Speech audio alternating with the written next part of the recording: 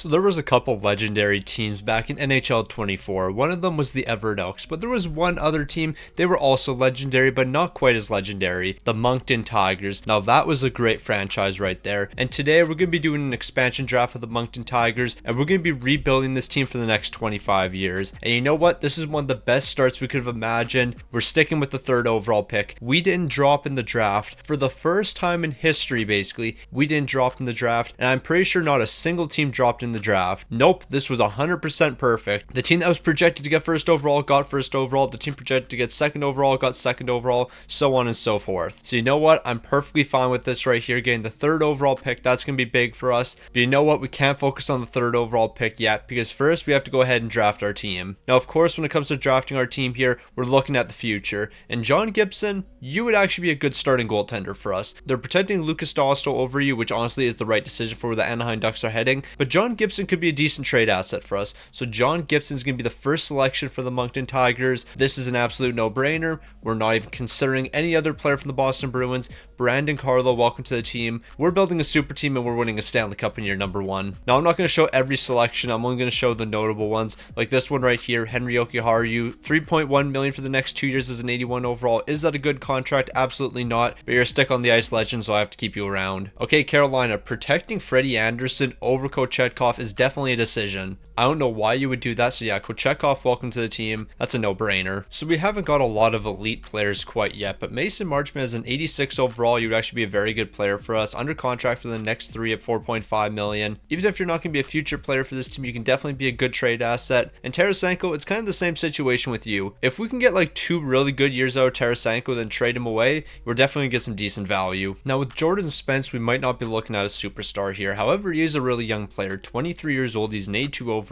If we give him an opportunity on the top defensive pairing, he actually might develop into a really good player for us. Jared Spurgeon, this actually wouldn't be a bad selection either. However, I do know you have a no movement clause or a no trade clause, one of the two, so I don't think we're going to be going with that one. Instead, I think we're going to bring Jacob Milton to the team. Now, this might be the toughest decision. Brett Pesce or Dawson Mercer. Now, Dawson Mercer, very rarely do I ever have success with you. And Brett Pesce, you'd be really good under contract for the next 7 at $5.5 million, 29 years old. So we'd get like 5 good years out of you for sure. However, when it comes to Dawson Mercer, we could be looking like 10 years down the road and you would still be on the team. So considering this is a long-term rebuild, 25 years to be exact, Dawson Mercer, you're going to be the guy I go with. You better not let me down. I mean, I can almost guarantee he's going to let me down, because why wouldn't Dawson Mercer let me down? So yeah, we all know this was the wrong decision, but we got to live with it. But whether or not it was the wrong decision doesn't really matter, because him and Will Cooley on the top line, that could be really interesting. Just thought I'd give a quick shout to stick on the ice legend Zamula. It doesn't matter what year it is. It doesn't matter what team we're rebuilding. He always ends up on my defense somehow.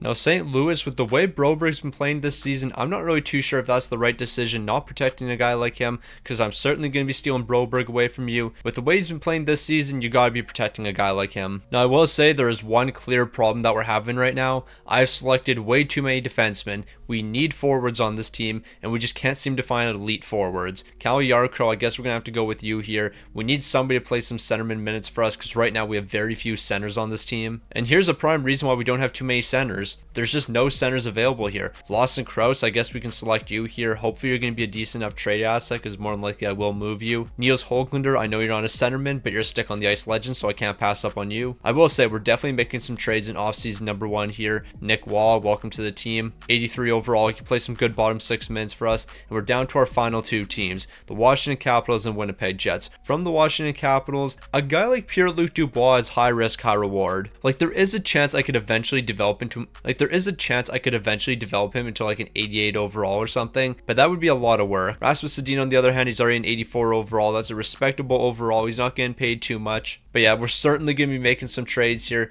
because we have a massive problem. We have to draft another goalie. Okay, we're going to cut somebody here. Lawson Krause, we're going to get rid of you, and we're going to take one of Utah's goaltenders. Honestly, that's not the end of the world, bringing in Connor Ingram here. And then when it comes to Winnipeg, we're going to be drafting a forward. And who's that forward going to be? Well, it's stick on the ice legend Mason Appleton. So here's what the Moncton Tigers are looking like. Truthfully, I don't think we're that bad of a team. Are we going to be winning a Stanley Cup in year number 1? Absolutely not. But are we going to be competing for a wild card spot? I think we will be. As long as we get a good coach, we'll be in a great spot. If we get a bad coach, then we don't have a hope. So San Jose, you're going to be making that great selection. You're getting Heward, 80 overall, medium franchise potential. He's a guy I'd really want to bring to the team, but unfortunately it just didn't work out for us. Now, at the end of the day, I mean, we could draft a couple defensemen here. Like, we have a defenseman in Will Adams. However, Will Adams isn't the guy I'm looking at. I'm looking at Bennett Coburn. I think he would be a really good centerman for us in the future. And the one weak spot on this team is our center position. So yeah, Coburn, I'm going to draft you to the team. You're going to join us, 79 overall. I'll give you one more season to develop, and then you'll probably jump onto our top line. But you know what? Coburn's actually not going to be the only medium league potential player here, because we're going to get a medium league potential goaltender here in the second round. So far, it's been a pretty good draft for us. Now, the final 3 rounds in the draft aren't really looking that great, so I'm going to send all these picks over to the Edmonton Oilers, and we're going to pick up St. Louis' second rounder. They're really saying no to this. We can't even get that second round pick. But when I give you this 7th right here, you're going to say, wow, what a great deal for us. Edmonton, you couldn't have accepted that without the 7th. Why are you doing this to me? So what I did for the expansion draft is I gave every player in the NHL an additional year on their contract, and honestly, that just makes everything a lot easier for us. So with that being said, that basically means there's going to be no good free agents here, so we're going to be making a lot of trades. So by giving everybody an extra year on their contract, we're actually getting the rosters as they should be. Will Cooley, he's entering the final year of his contract, and we got to lock him down long term here. He's only looking for a 1-year deal. What if we did 8 years? Okay, this is a no-brainer. Will Cooley, you were getting as much as you want. Like, we're in year number 1 and we're already finessing players out here. Will Cooley, I'll give you 8 years. Do I give you a no movement as well? If we did $4 million for the next 8 years with a no movement, would you be willing to accept that? Like, you're already an 85 overall. Yeah, you only have high top 9 potential, but you're going to turn into a stud for us. So yeah, there you go. Get your money. Mason Appleton, you're always a good depth piece for me. So here's 2.3 for the next 2 years. Fabro, we could potentially be trading you away here, but 2.7 for 1 year honestly isn't the end of the world. So in case you do come back, I would like to have you under contract. Henry Okiharu, I can basically guarantee you're going to be walking here. Beauvillier's probably going to walk. Kapanen's probably going to walk. Gaudette's going to walk. Basically, the rest of these guys are all going to be walking. But more than likely, I don't want them walking for nothing. So let's make some trades. So as I just mentioned, I didn't think Fabro would be coming back to the team. And Kapanen, I wasn't going to re-sign you. So we're going to trade both you guys over to the Carolina Hurricanes. Unger Sorum, we're going to bring you onto the team. 70 overall, medium top 6 potential. You're only 18 years old, so you're going to keep getting better. And we're also going to try to get this second round pick as well. They're saying no to that. I'll give you a 7th rounder in order to get your second round pick. So we're actually going to have a handful of second round picks for the upcoming draft. They're going to be saying no to a 7th, but I'll give you a 6th as well. Like, if I have to trade 7th and 6th rounders in order to get a second round pick, I'm perfectly fine with doing that. So it's time for us to bring in an elite playmaker, and Casey Middlestat's going to be that guy. Yeah, he hasn't looked the greatest this season, but you know what? $5.4 million for the next 3 years. We can capitalize on that trade value. Evan Rodriguez, JJ Moser, I don't see you guys being a part of this team in the future, so making a deal like this makes a lot of sense for us. They're going to be saying no. A 3rd rounder would probably make the difference. The fact that we actually have to throw a 3rd round pick into this deal surprises me a little bit. Like, I feel like we should be really close. They're saving money to re-sign their pending free agents. Alright, Casey Middlestat, you are not joining this team, I guess. So maybe not getting Casey Middlestat's the best thing that could have happened to us, because now Evan Rodriguez and JJ Moser are going to be sent over to Tampa Bay, and we're going to bring in Anthony Cirelli. Cirelli's locked down for the next 7 years at $6.2 million. It's going to be a very similar package, basically the exact same thing we offered Colorado. I like that deal for us. We get a superstar playmaker to play on our top line. Not only is this good for the success of this team this year, but it's a team-friendly contract, so it's going to help us down the road. And then I think we're going to make one more trade before we head into next season. The main player we're getting in this deal is going to be Bjugstad. Bjugstad will be traded away at the deadline at 50% retained. We're bringing in Stallber to be our AHL goaltender. We're also going to get a 3rd round pick in this deal. I guess we're not going to get that 3rd round pick, but the main guy we're going for is Bjugstad. John Gibson, I'm going to be honest, I thought you were going to be this team's goaltender for like 2 or 3 years, but then we got Kochetkov, and things changed. Now, of course, when you're rebuilding a team like the Moncton Tigers, you got to get in the spirit. So I'm throwing on an elite St. Louis Blues jersey. We got the Benner jersey on.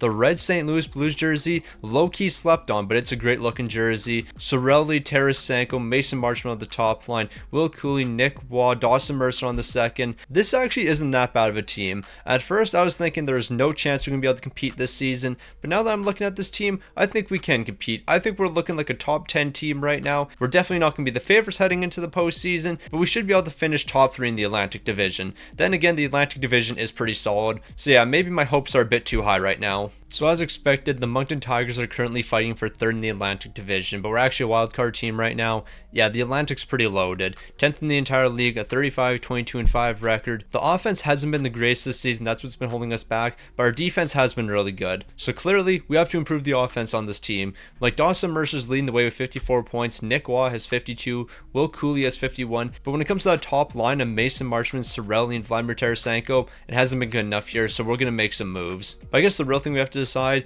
do we need to make the postseason in year number 1? Like, if we miss the postseason in year number 1 here, is it that that big of a deal, especially if we're going to be improving the team for the future. So we're going to do a little bit of selling here. Of course, Bukestad's going to be traded away, 50% retained, but I want to see if we can make this team slightly better. All right, so I think we're actually going to do two things at once here. We're going to do a little bit of selling here, but at the same time, we're going to be improving this team for the future. So Bukestad and Zamula are both going to be sent over to the Dallas Stars, and we're going to try to bring in Wyatt Johnston here. Now, if we lose Zamula, yeah, that's going to be hurting the team a little bit. However, we will be able to find a replacement. I'll throw a 3rd and 4th round pick into this deal, and that's going to be enough for Dallas to accept this deal. Okay, now this deal could be very interesting if we pull it off. Jeremy Lauzon, Miles Wood over to the Winnipeg Jets, and we get Gabe Vilardi. Gabe Vilardi, I don't really know where you're going to fit on this team, but I feel like we can find a slot for you. Like, you're a really good player. You would help this team a ton. I was talking about how we were going to rebuild this team, and I didn't want to trade too many draft picks away. We almost have no draft picks left. I've just been trading draft pick after draft pick here, but you know what? It's going to work out for us. We're going to be a really good team, and we might even win this season. So we do have to give out some extensions, but I do want to point out Wyatt Johnston's already signed an extension. He got locked down for 4 years at $4.4 million.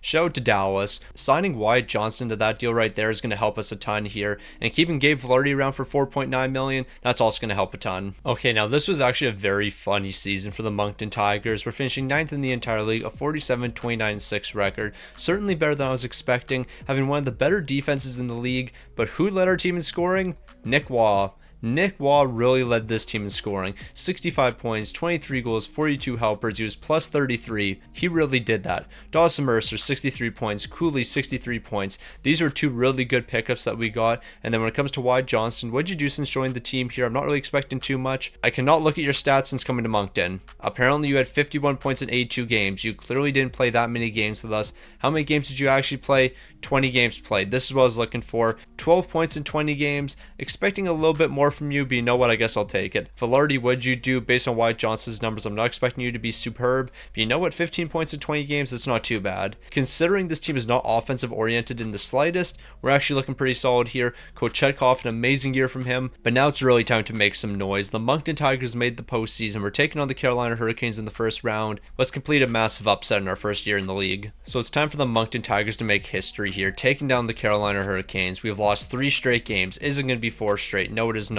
Luckily, we're going to be winning at least 1 game in the postseason here, but I fully expect we're going to fall in 5 games. Okay, maybe this team's going to make a big comeback. If this team makes a 3-0 series comeback in their first ever postseason appearance, they are the greatest franchise of all time. We're only trailing by 1 goal entering the 3rd period, so we could make the comeback here. Are we going to be able to? It doesn't look like it's going to be a scoreless 3rd period, and we're going to be falling in a 6-game series. Considering what this Moncton team actually looked like, though, I'm not really that surprised. Like, truthfully, I think we exceeded expectations this season. I don't think we were quite as good as what our record showed, but you know what? We have a lot of young pieces on this team, and they're all going to get better. So the Colorado Avalanche are going to go on to win the Stanley Cup, sweeping the Florida Panthers. But let's be realistic with ourselves here. A Nick Waugh-led team is not going to be winning a Stanley Cup. Bro is up to an 88 overall, though. Okay, I am definitely okay with that. Nick Waugh up to an 88 overall. This team actually might be elite now. We saw a lot of great progression from a lot of these guys. Rasmus Sedin's up to an 85.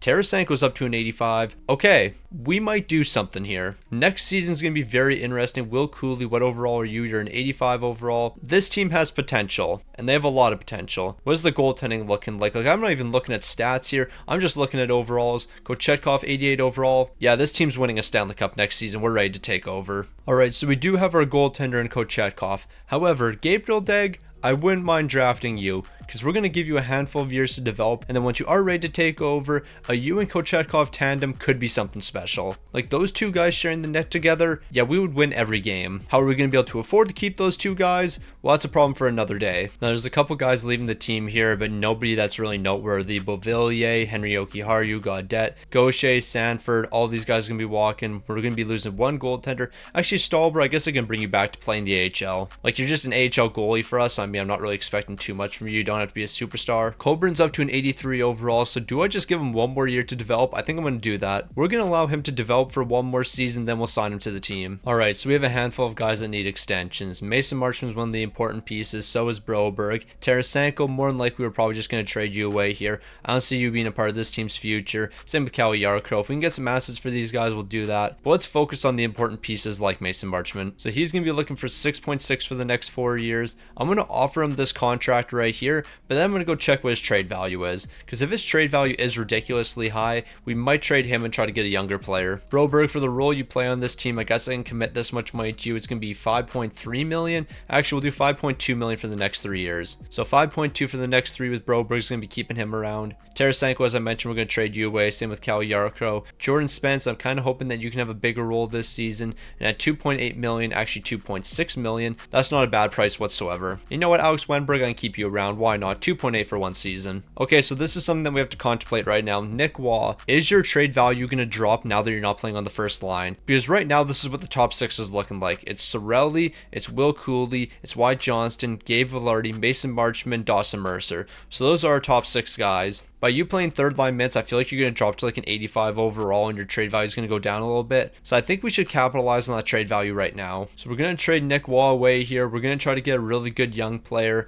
Let's just see what's available. Okay, Broberg, I was hyping up how you're going to be a great defenseman for us. Not anymore. You and Nick Waugh are both being sent over to the Detroit Red Wings so we can bring in Mo Seider. He'll be our #1 right defenseman. That moves Brandon Carlo down to the second pairing where he actually has a better fit. This move is going to be helping us in every aspect of our lineup. Although it's not quite enough here, I will throw in a second-round pick we got from the Carolina Hurricanes, and I think that should be enough for Mo Seider. They're still saying no. Do you want a third-round pick as well? Because I'll definitely give you a third-rounder. We are very close to getting this deal done. They're saying it's a little bit low. Mo Seider, you will be joining this team. So here's a 7th round pick for 2027, and with this 7th round pick, Mo Seider, welcome to the Moncton Tigers. Also, now that I'm looking at the trade values of Cal Yarkro and Tarasenko, I think we're just going to hold on to them. We're really not going to get that much of value for these two guys right here, and as third line players, they actually would be pretty solid for us. Now we just have to pick up a couple guys for the bottom 6, and you already know stick on the ice legend Trent Frederick needs to come to the team. We'll do 2.3 for the next 3 years. More than likely he's going to accept immediately. I guess not. Maybe I should have offered him a little bit more money. I tried to lowball Trent Frederick, and clearly that wasn't the right decision. You should never lowball a guy like Trent Frederick. He deserves all the money he's asking for. Sam Steele, we can do 1.9 million for 1 season, and then we're going to finish it off with a guy whose name I can never pronounce. Just kidding, I finally learned it. Saplakov, here's 3.9 million for 1 season. Now that I know what his name is, we're going to be trading for him all the time. Or picking him up in free agency all the time, same difference. Now, who would have thought within 2 seasons the Moncton Tigers were going to be one of the best teams in the entire league, and they were going to be one of the favorites to win the Stanley Cup. Like, this forward core is spectacular. The defense is amazing. Rasmus Sedin, Mo Seider, Brandon Carlo, Jake Middleton. This is great. This is a really good defense right there, and then we have spectacular goaltending. The only thing this team might struggle to do is scoring goals, because last season we struggled to score goals. We didn't really upgrade the forward core too much other than all the young guys developing, but you know what? They're going to figure it out. Alright, one issue that the Moncton Tigers are running into right now, and we really shouldn't be surprised about it. The offense on this team isn't good enough. We can't score goals here, but I'm going to blame that on our coach. I don't think we have an offensive-oriented coach. He doesn't have a good fit with the team here. That's our issue, because defensively we're one of the best in the entire league. We just have a really bad offense. Like, our offense is incredibly bad. So until we fix that by bringing in a new coach, I don't really think it matters how good the team looks. We're not going to see a lot of success here. However, Tarasenko is having a really good year. So maybe since he's having a really good year and we're probably not going to be able to win a Stanley Cup, we just trade him away and get some assets for him. Truthfully, I didn't expect Tarasenko to be this valuable this season. So now that I know he's producing, we could probably get a little bit for him. I'm actually interested in trading him away. Him and Cal Yarkro, this actually isn't too bad when it comes to trade value. We could probably get something here. Then again, if we do somehow sneak into the postseason, having both these guys would be useful. So yeah, I basically just talked myself out of making a trade here. We're just going to stick with the team we have here. If we make the playoffs, that's great. We'll try to win a Stanley Cup. If not the end of the world. Like, we're in a really tough spot right now. Like, we're stuck right in the middle of the league. We're not an elite team, but we're not incredibly bad. And being stuck in the middle is basically the worst thing that can happen to a team. So the Moncton Tigers finished as expected, I guess. 17th in the entire league. We snuck into the postseason. I did think this team was going to be way better. But at the trade deadline, clearly we could see there was some problems with this team. And the problems just arose in the fact that we can't score goals. We're not good enough offensively here, but at least we know what the problem is. We can address that over the offseason. We'll bring in an offensive-oriented coach and then we'll be fine. Defensively, we're great. We just don't score a lot of goals here. So at least we're not in the situation where we just don't know what's wrong with this team. We know what's wrong. We don't score. So one thing we're definitely going to target over the offseason is a sniper, because clearly we need some offense on this team. But you know what? In the postseason, defense wins you Stanley Cups. Right as I was trying to say that sentence, we allowed 10 goals in a 2-game span. This is why I basically just shouldn't talk. I shouldn't talk when the postseason simulates. We're about to lose 4 straight games, aren't we? Okay, we somehow forced game 7 here. The team is still alive, and offense has been keeping us alive. So if we want to win a Stanley Cup, it's got to be the defense here. I don't know why I said the offense was keeping us alive. Clearly, it's the defense keeping us alive here. We've allowed 6 goals, and we're only in the second period. Yeah, this one's over. This game is over. We lost 7-6. We made a big third period comeback. We almost forced overtime in this game, but the fact that we allowed 7 goals didn't really help our cause. So when push came to shove, the defense wasn't good enough, but neither was the offense. I think it was more of an offensive problem than the defense, because yeah, in a 7-game series where we scored 6 goals in one game, we only had 1 player who was a point a game. Sorelli's a 90 overall with a superstar X factor. Okay, that was definitely the right trade to make here. Kochetkov wasn't a great postseason run from you, but let's be honest, how did you drop to medium starter potential? What am I looking at here? Medium starter potential. He is an 87 overall with 3 X factors. That's at least exact elite potential. No, that is incredibly disrespectful. But you know what? That might help us a little bit, because we do have to give this man an extension. I don't know if we have to give him an extension now or next season. But when we do have to give him an extension, now that he has medium starter potential, we might be able to get him for a little bit less. I might be absolutely yapping here, but I think that actually might work out for us. Alright, so we know we have to make the offense better on this team, so drafting a playmaker who's a 67 overall in the first round, not going to help us immediately this season, but he'll be good in the future. And on top of getting that playmaker, we're also going to be securing a sniper here. We're getting this one with the 52nd overall. So Tarasenko is going to be leaving the team here. Coburn's going to be getting his entry-level contract. He's an 85 overall, so he's going to be a great player for us in the upcoming season. Saplakov, you actually didn't play any minutes for us, so I'm really hoping we can sign you to a cheap deal, but you're not too happy here. Although you're looking for an extension, like, you were a healthy scratch for us, so yeah, there's no point in bringing you back. Sam Steele, on the other hand, we could probably get a deal done, and 1.4 million for the next 2 is an absolute steal. Jake Bean, you're not too bad for the third pairing, so here's 2.6 million for the next 3, and then I think we're going to let the rest of these guys walk here. Of course, we'll sign the rookies though. Now it turns out there's actually one more player we have to sign here. That's going to be Connor Ingram, 900k for 2 seasons. Now we got through the re-sign phase, but giving out extensions is going to be even more important. We're starting with Brandon Carlo here, and of course, because it's Brandon Carlo, he wants to play for my teams. He knows how much I value him, so $6 million for the next 4 years as an 88 overall. Can't get a deal better than that. When it comes to Dawson Mercer, this is going to be another incredible deal. We're going to be looking at 4.8 million. Actually, I'll just give him 4.9 million. 4.9 for the next 4, another incredible deal. Mason Appleton to play some third pairing minutes. I wouldn't mind keeping you on this team. And at $2.6 million, why not? So Mason Appleton's going to be sticking around here. Wenberg, we could probably keep you around as well, but I can't give you an extension quite yet. But I wouldn't be surprised if you get brought back to the team. And then Kochetkov, we're looking to do 8 years. And what would an 8-year contract look like with you? Probably around $8 million. I could do an 8x8 with you. Actually, do I want to do that? Like, that would keep him on the team till he's about 35 years old, and maybe that's a bit too long. So how about we do a 5-year extension at 6.1 million? I think that's pretty reasonable for you. So we'll have you under contract for the next 6 years, including this one. They'll keep you to your 33, and then more than likely at that point, we'll just be letting you walk. Alright, so we don't have to make a ton of free agent signings here, but we're basically just working on the bottom 6 and third pairing defense. But I want to find some players on reasonable contracts here. And finding players on reasonable contracts, not as easy as I thought it would be. But Tanner Pierce, I could see being a 4th line guy, so here's 1.9 million for 2 years. I just need to find cheap players for the bottom 6. We might make one splash here in free agency, but don't be surprised if we don't make any either. I mean, Jordan Eberle, I can find a spot for you on our team, so how about we do 2.8 for the next 2 years? You'll be a 4th line guy. And then we might as well finish it off with somebody on a 1-year contract here, or somebody we can sign for multiple years at a pretty cheap price. And Cal Yarcrow, honestly, we might as well just bring you back to the team. I didn't think you were going to be returning, but for 2.1 million and you play on the 4th line, why not? So Cal Yarcrow, I was sleeping on you. I didn't think you were going to be as valuable as what you are, but here I am bringing you back to the team. Okay, so we need to make a splash when it comes to bringing in a sniper. One of the problems is we don't have enough goal scoring here. And Dawson Mercer, I just don't think you're good enough here. So I'm going to trade Dawson Mercer along with Jordan Spence, and we're going to pick up Dylan Gunther from the Utah Hockey Club. Dylan Gunther's going to pick up some big time goals for us. He's going to solve the problem that we have here. And then when it comes to replacing Jordan Spence, we'll just go pick up somebody in free agency. I'll throw a 3rd round pick into this deal. They're still saying no.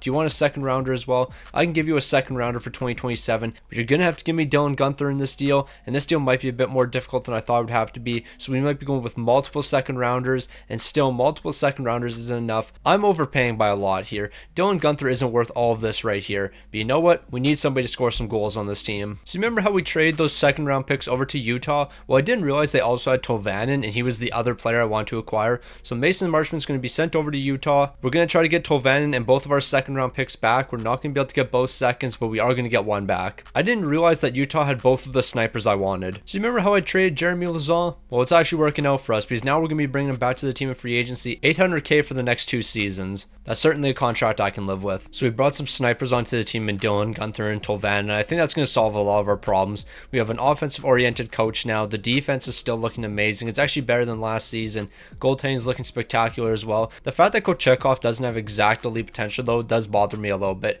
Like, bro's an 87 overall with X factors. He's 27 years old. Give him exact elite potential. Like, what are we doing here? Alright, so we're not going to stop at the trade deadline here because there's absolutely no reason we should stop here. Not because we're a really good team or anything. Yeah, it's actually the very opposite. I'm a bit concerned with our team right now. Somehow season number 1 was like the most successful for us. Okay, so we got ourselves a new coach, and I was fully convinced that our offense would be better this season. It was worse. Even though we had an offensive oriented coach, we were scoring 2.89 goals per game. That is one of the worst offenses in the entire league. I don't know how our offense was that bad. Our defense wasn't great by any means either. So yeah, we were basically good at nothing. This team just sucked at everything. Dylan Gunther led the way with 68 points. 68 points led the way here. That is clearly an issue. This team has a lot of problems right now. We got to fix those problems. Kochetkov, given everything, your numbers actually weren't that bad, a 906 and a 285. The fact that a 906 and a 285 only gave you 26 wins is actually very surprising. So yeah, we might be getting rid of our coach. If you're wondering who our coach was, it was John Cooper. And John Cooper has always done me good. He has never done me wrong before, but he just did now.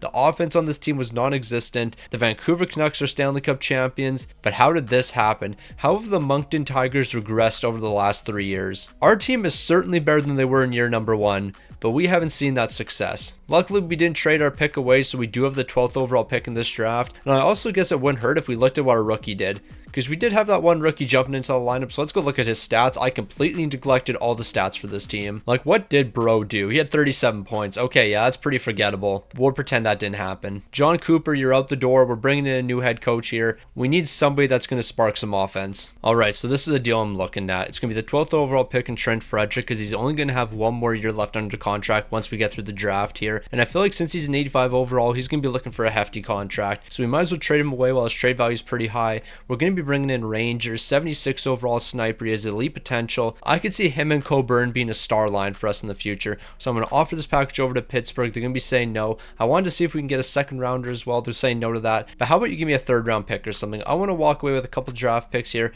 Maybe I can get a 3rd and 4th rounder. They're going to be saying no to that. They just want a little bit more. But how about I just take the 4th round route and we get this deal done? So that's a really good trade for the future of this team. But we also have to work on the present because right now things aren't looking good for us. Okay, it's a really good thing we made that trade because this draft is awful. This is one of the worst drafts I've ever seen. So yeah, we do have a couple more draft picks. I think we have a 4th, 5th, and 6th rounder.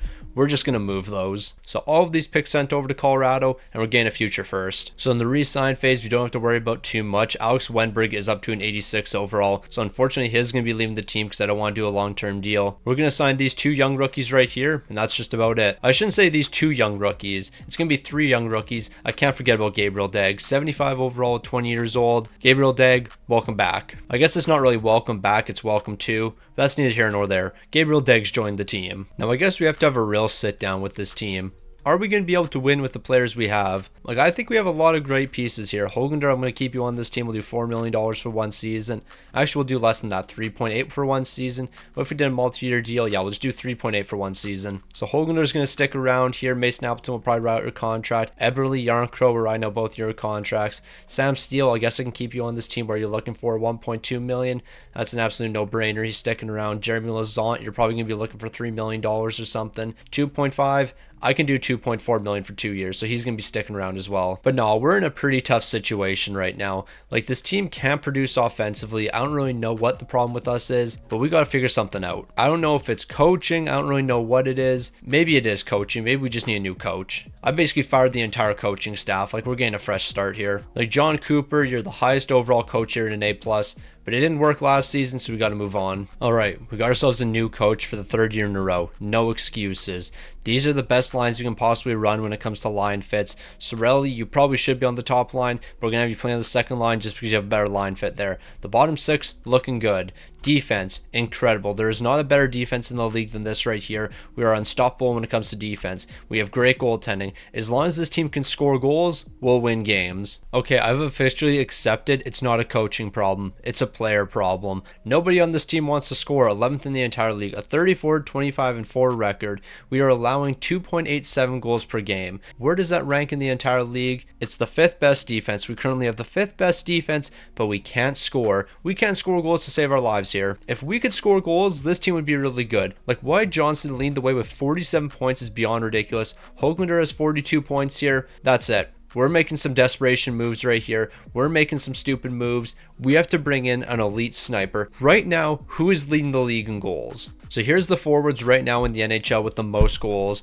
Out of all these guys right here, who can I actually trade for? Probably should have picked Kyle Connor up in free agency. Like, that would have been a really good pickup. Cole Caulfield. How difficult would it be to trade for Cole Caulfield? Probably really hard. Svechnikov. How hard would it be to trade for you? I think you could be a really good player for us. We might be making that deal. Never mind, we cannot trade for him. Can we trade for Cole Caulfield? Yes, we can. Let's just go see what his trade value is right now. Yeah, that's not happening. We need somebody to score. Okay, Cole Caulfield. Maybe you do join this team. Okay, we might actually have something here. Mo Sider, I'm going to trade you away. We're bringing in Cole Caulfield. He'll score some goals. We're going to bring in Adams. He's going to be Mo Sider's replacement. He's an 87 overall. We can work with him. Can we go 1 for 2 here? They're going to be saying no to that. I'm willing to give up a forward in this deal. Who would I want to give up if I was trading a forward away, though? Do I want to give up Tolvanen or do I want to give up Dylan Guenther? Tolvanen right now, 22 goals, 19 assists for 41 points. What does Dylan Guenther have? Dylan Guenther's 16 goals, 25 assists for 41 points.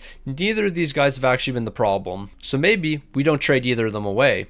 We trade Velarde away. So Velarde, I'm going to trade you in this deal. I really shouldn't have to trade Velarde, but that's what we're going to do. And then I want to try to bring in one more really good player. Can I bring in Porter Martone in a deal like this? So we're going to try this package right here. Obviously, Montreal's going to say no.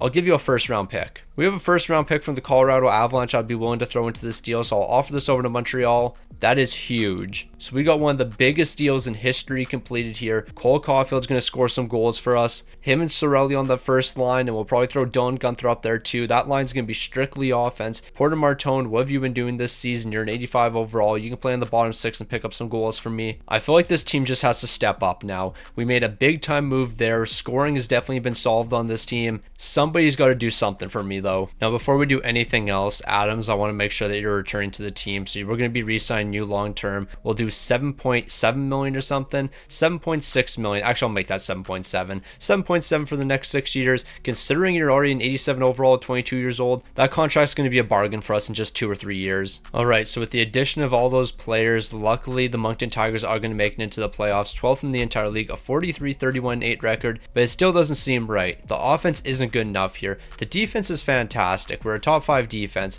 but the offense just isn't good enough here. Cole Caulfield, I'm very curious to see what you did since joining the team. That's going to be very telling for this team. You had 16 points in 19 games, 8 goals, 8 assists. You know what? You were producing offensively for us. You weren't quite a point a game, but you know what? You were close enough for me because, yeah, this team outside of you, nobody scores here. We have good depth scoring, but the big time players are not potting goals for us. Kochetkov, amazing once again. Goaltending's really been saving us in this video. Like, I don't know why we're just not producing offensively. Like, I feel like we should be significantly better than this, but this team just chooses not to score goals. So unless Kochetkov's going to be picking up a shutout in basically every game here, I don't think we're going to stand a chance in the postseason. We're losing game number 1, we're losing game number 2, are we losing game 3? We're getting swept here, aren't we? Yep, let's move on to next season. No need to look at the stats, no need to look at anything. We're going straight to the draft. That didn't just happen. Am I washed at rebuilding teams? I feel like I might be washed here. Like, this is 4 years in a row now. We haven't been competitive. I feel like normally within a 4 or 5 year span, I'm at least competitive. But nope, this team has just been complete and utter frauds. Then again, it doesn't help that basically every player on this team is underperforming. Like Dylan Guenther, 60 points. You're playing on the top line with 91 overall Sorelli and like 92 overall Cole Caulfield. Yet you can't produce. Like, that just doesn't make sense. We have all the tools here. but they just don't seem to work. Now, over the past 2 years, we've drafted a handful of forwards, but all of them have been left wingers. Like, we've only been drafting left wingers here, so yeah, we might have to start passing up on good left wingers just so we can bring another forward to the team. But you know what? We'll focus on forwards later because we're getting a mediumly potential goaltender. So we're going to be securing ourselves a pretty good defenseman here late in the draft. In the 5th round, we got a lowly potential defensive defenseman. He's a 52 overall, but he's also a gem. So hopefully the fact that he's a gem is going to allow him to develop. And then what a surprise, another lowly potential player, and this one's also a left winger. God forbid I get anything other than a left winger. Now in the re-sign phase, we're just going to let basically everyone walk here. Mason Appleton, Cal Yarncrow, Tanner Pearson, Jordan Eberle will sign the 2 rookies, but we got to make sure that we have a lot of money moving into next season because there's going to be some big time extensions having to be handed out. So as I mentioned, we got to make sure we have enough money for everybody. Rasmus Sedin needs an extension, Wyatt Johnson needs one, Coburn needs one, Jake Middleton needs one. Like, there's a lot of players here that need extensions, and I don't think we're going to be able to keep all of them. We will start with Rasmus Sedin though, but maybe we don't. 11.3 million. I'm not sure if you're worth that. You're a great defenseman and all, but we might test out the market for you. Coburn, could you move into a top 6 role and then we just trade Wyatt Johnston away? Like, you have a decent fit on the second line, so you know what? I think we might do that. Wyatt Johnston, I think you're going to be traded away. How much are you looking for? $11 million? Yeah, we're certainly going to do that. So Wyatt Johnston's going to be traded away. Coburn, we're going to try to lock you down to an 8-year deal. Can we do a nice little 8x8 with you? If we could pull off an 8x8 with Coburn, that would be ideal here. I'll give him a no movement clause as well. So that's going to be a great deal for us. $8 million for the next 8 with Coburn, giving him a no movement in those final 4 years. That's going to lower the asking price quite a bit. Porter Martone, you'd be another decent piece to keep around here, but I'm not sure if we're going to have the money. We should go make some trades before we start handing out any big extensions. Like, look at Rasmus Sedin's trade value. We're going to get a lot for him. And you know what? Maybe this is the best thing we could do. Rasmus Sedin over to the Anaheim Ducks. We get Mint Yukov. He usually turns into a really good defenseman. He's only an 85 right now. That's perfectly fine because we have some guys that can play on the top pairing over him. We get Jackson Jacobson and Belchez in the deal. If we can pick up all 3 of these players just for Rasmus Sedin, that would have been an incredible deal. But we're going to have to throw something else in this deal. And I think that might be Wyatt Johnston. So if I throw Wyatt Johnston into this deal, we could probably get something else back as well. And you never know, maybe that piece is going to be Frondell. Can we pick up all these mediumly potential players? They're going to be saying, no, I'll take Frondell with the deal and I'll ask for a couple picks. So I'll try to grab 2 second rounders in this deal as well. I'm sending it over. They're saying it's a little bit low. We can definitely get this done. So Anaheim, here's a 3rd round pick, and that's going to be enough to secure this deal. That was huge for us. We got a lot of young talent in this deal, and a lot of that young talent has mediumly potential. So it's incredibly clear that one of our problems is we can't score enough goals. So Kevin Korchinski, you're an offensive defenseman. Clearly that means you can produce offensively, and that's what I need you to do. So I'm trading Jacob Middleton straight up for you. We're going 1 for 1. We need to be better offensively, and that's what you're bringing to the team. So after making those moves, I just kind of want to see how much money we have when it comes to handing out extensions. So Porter Martone, maybe you can come back to the team. We can do 6.5 for the next 3 years with you. Even with that cap hit right there, we still have a decent amount of money. Hollander, Jake Bean, I think we're just going to write out both of your guys' contracts. Like, if we really want to try to win, we need both of you guys on this team. We haven't seen a lot of success in this video, so trading you away might be the smart decision because what your value is going to be. However, we got to win here. We can't always be losing. We got to get something going. So we're not going to make any more trades. We're just going to make some free agent signings, or we're going to bring some players in for cheap. Loose Rain on the bottom 6, I wouldn't mind paying you 2.8 million, so that's what I'm going to do. Frank Vetrano, you are a sniper. Therefore, you should score goals. Therefore, you would help this team a lot. And then to finish it all off, you know what? We need goal scoring here. And does it make sense to bring Steven Stamkos onto the team? Absolutely not, because him playing on the 4th line is not his role, but he's got to play somewhere, and we need somebody to score goals. Also, we'll bring in James Schwartz for the culture. Alright, everything we could possibly need is on this team right now. We have all the scoring, we have the depth, we have the defense, we have offensive defense, we have more offensive defensemen than we need. We have absolutely everything we could possibly need on this team. Also, I'm going to change some of these lines up. I do not like these lines. These are the lines I'm looking at running here. And now that I'm looking at Jake Bean, maybe we keep him around. Barring what he's asking for, we might be keeping Jake Bean around.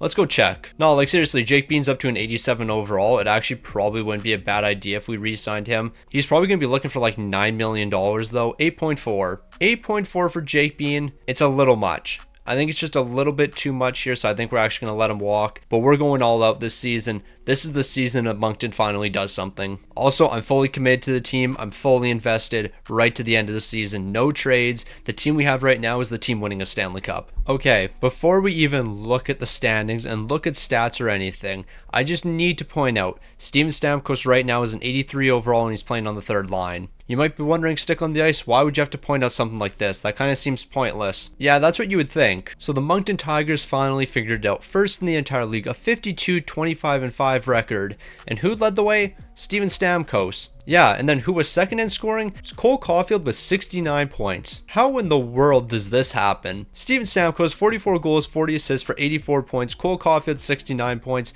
You are telling me our third line was our best line? Nah, this doesn't make sense. I feel like we're being set up for failure. Detroit's gonna dominate us in this series. I don't care if we're first in the entire league. This seems suspect. Nah, everything about this just doesn't seem right. Steven Stamkos leading the way on the third line. We're winning game 1 3-0. Maybe I'm just overthinking things here. Maybe the Moncton Tigers are legit here. We have split the series with the Red Wings. We probably should be dominating considering we're first in the entire league. We have a chance to close it out here and move on to the second round, but are we going to be able to do it? Yes, we are. Now, I don't want to stop simulating because I just feel like that is a bad sign. Everything's a bad sign right now. I don't know what it is about the Moncton Tigers. Maybe Steven Stamkos leading the way in scoring is making me doubt this team quite a bit, but things just don't seem right here. Something about us just doesn't seem right. I feel like there's going to be a massive collapse incoming. We have a 3-1 series lead. Now it's a 3-2 series lead. Now we're off to game 7. I knew it. I knew I shouldn't have trusted this team. There was something wrong from the very beginning. I sensed there was something wrong, and I was right about that. There is something wrong with this team. We're blowing a 3-1 series lead to the Boston Bruins. I knew it. I knew I couldn't trust this team. I knew I couldn't trust them when Steven Stamkos, who was on the third line,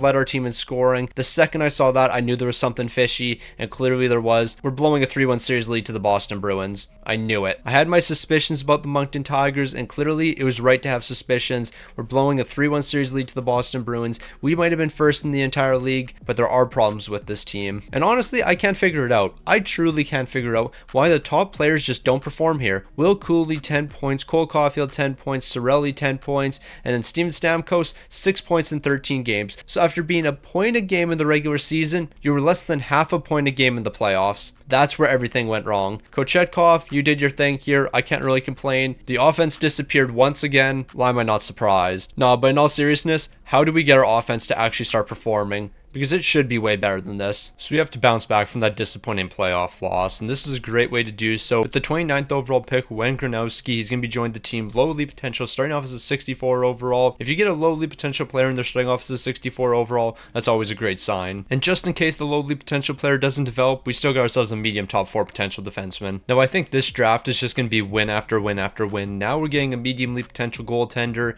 We haven't got a single bad prospect yet. Nah, we're really just getting win after win here. Now we got ourselves a mediumly potential defenseman. We can't miss right now. Every draft pick is hit after hit after hit. Eventually that luck's gonna run out though. Like, we're taking a big risk here. Can we get a medium top 4 potential defenseman? Medium 7th D. It was only a matter of time before we had to miss. So after a couple bad selections, we're gonna be responding in the 6th round with the 194th overall pick. We got a 60 overall with low elite potential. The fact that he's starting off as a 60 overall is a great sign. Well, on top of him being a 60 overall, he's also only 18 years old, so it's not like we drafted a really old player or anything. Like, if he was a 60 overall at 20 years old, then I wouldn't have as much faith. But you know what? He's got a lot of time to develop, and I think he could turn into a great player. So after all the amazing things that happened this season, we're going to be losing some key pieces. Jake Bean, Höglander, both you guys are going to be lost here. Our leading scorer in Steven Stamkos is going to be walking away because I don't want to bring him back. Ranger is going to be jumping into the lineup, so that is a good sign. Sign him to his entry-level contract, 81 overall. Frank Vetrano, you're going to walk. Schwartz is going to walk. I'll sign this defenseman right here to his entry-level contract. But outside of that, it's going to be a very quiet re-sign phase.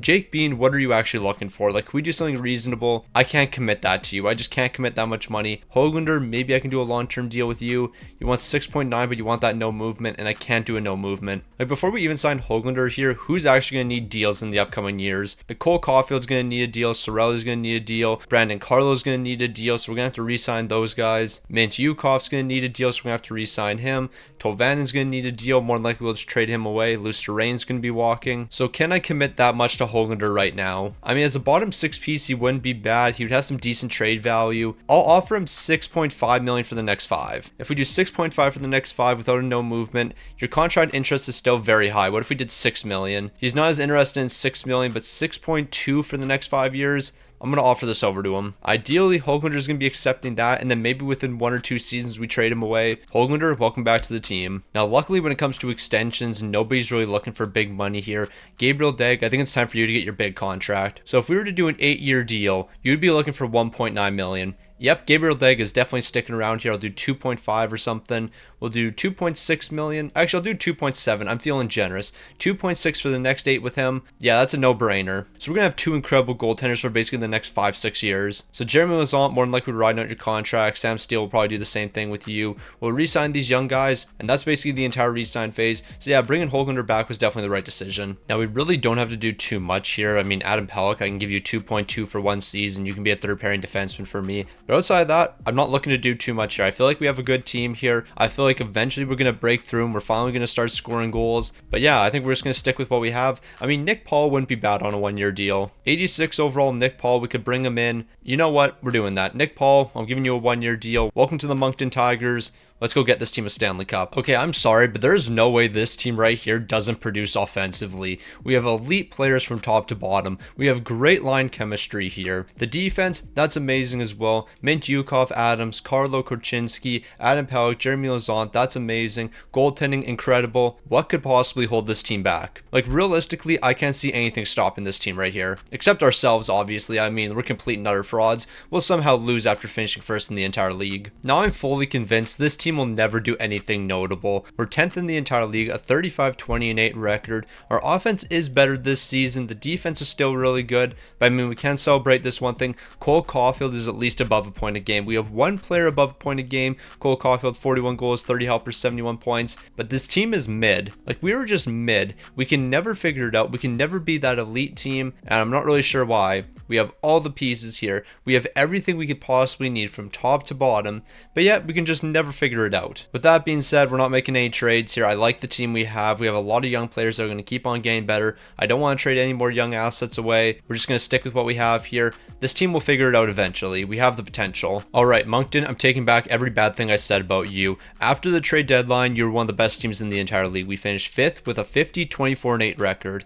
Offensively, we're even better after the trade deadline. Defensively, we're better as well. In every aspect of the game, we were better. Cole Caulfield, 93 points, finally had a point a game scorer here. 54 points, 39 assists. Sorelli's picking up 81 points. Holglander, it was actually a really good thing we kept you around. You're putting up 70 points this season, so we might be keeping you on this team. From top to bottom, the scoring was actually really good here. Can't really complain about anybody. The defensive scoring was looking good. Goaltending wise, that was looking great from Kochetkov. 43 wins, 0 shutouts though, a bit of a surprise. A 902 and a 281, but none of the regular season success matters if we lose in the playoffs once again. We're taking on the Florida Panthers. This team has to go on a deep run eventually, so it's time for us to finally go on that deep run. Are we going to figure it out right here and finally see some postseason success? We're winning game number 1 and we're winning game 2. Can we win game number 3? Yes, we can. Are we going to sweep the Florida Panthers? Yes, we are. We got momentum, and we have momentum you can't stop. We took down the Florida Panthers. We're moving on to the second round to see the Detroit Red Wings. Now I know where Detroit finished in the standings, but clearly they got to be a good team if they made it to the second round. We've won 5 straight games, and unfortunately the streak's going to end right there. But we're just going to start a new one. We have a 3-1 series lead, but we've been in this position before, and we've blown this. Okay, what are we doing? We're not doing this again. We're not doing back-to-back seasons,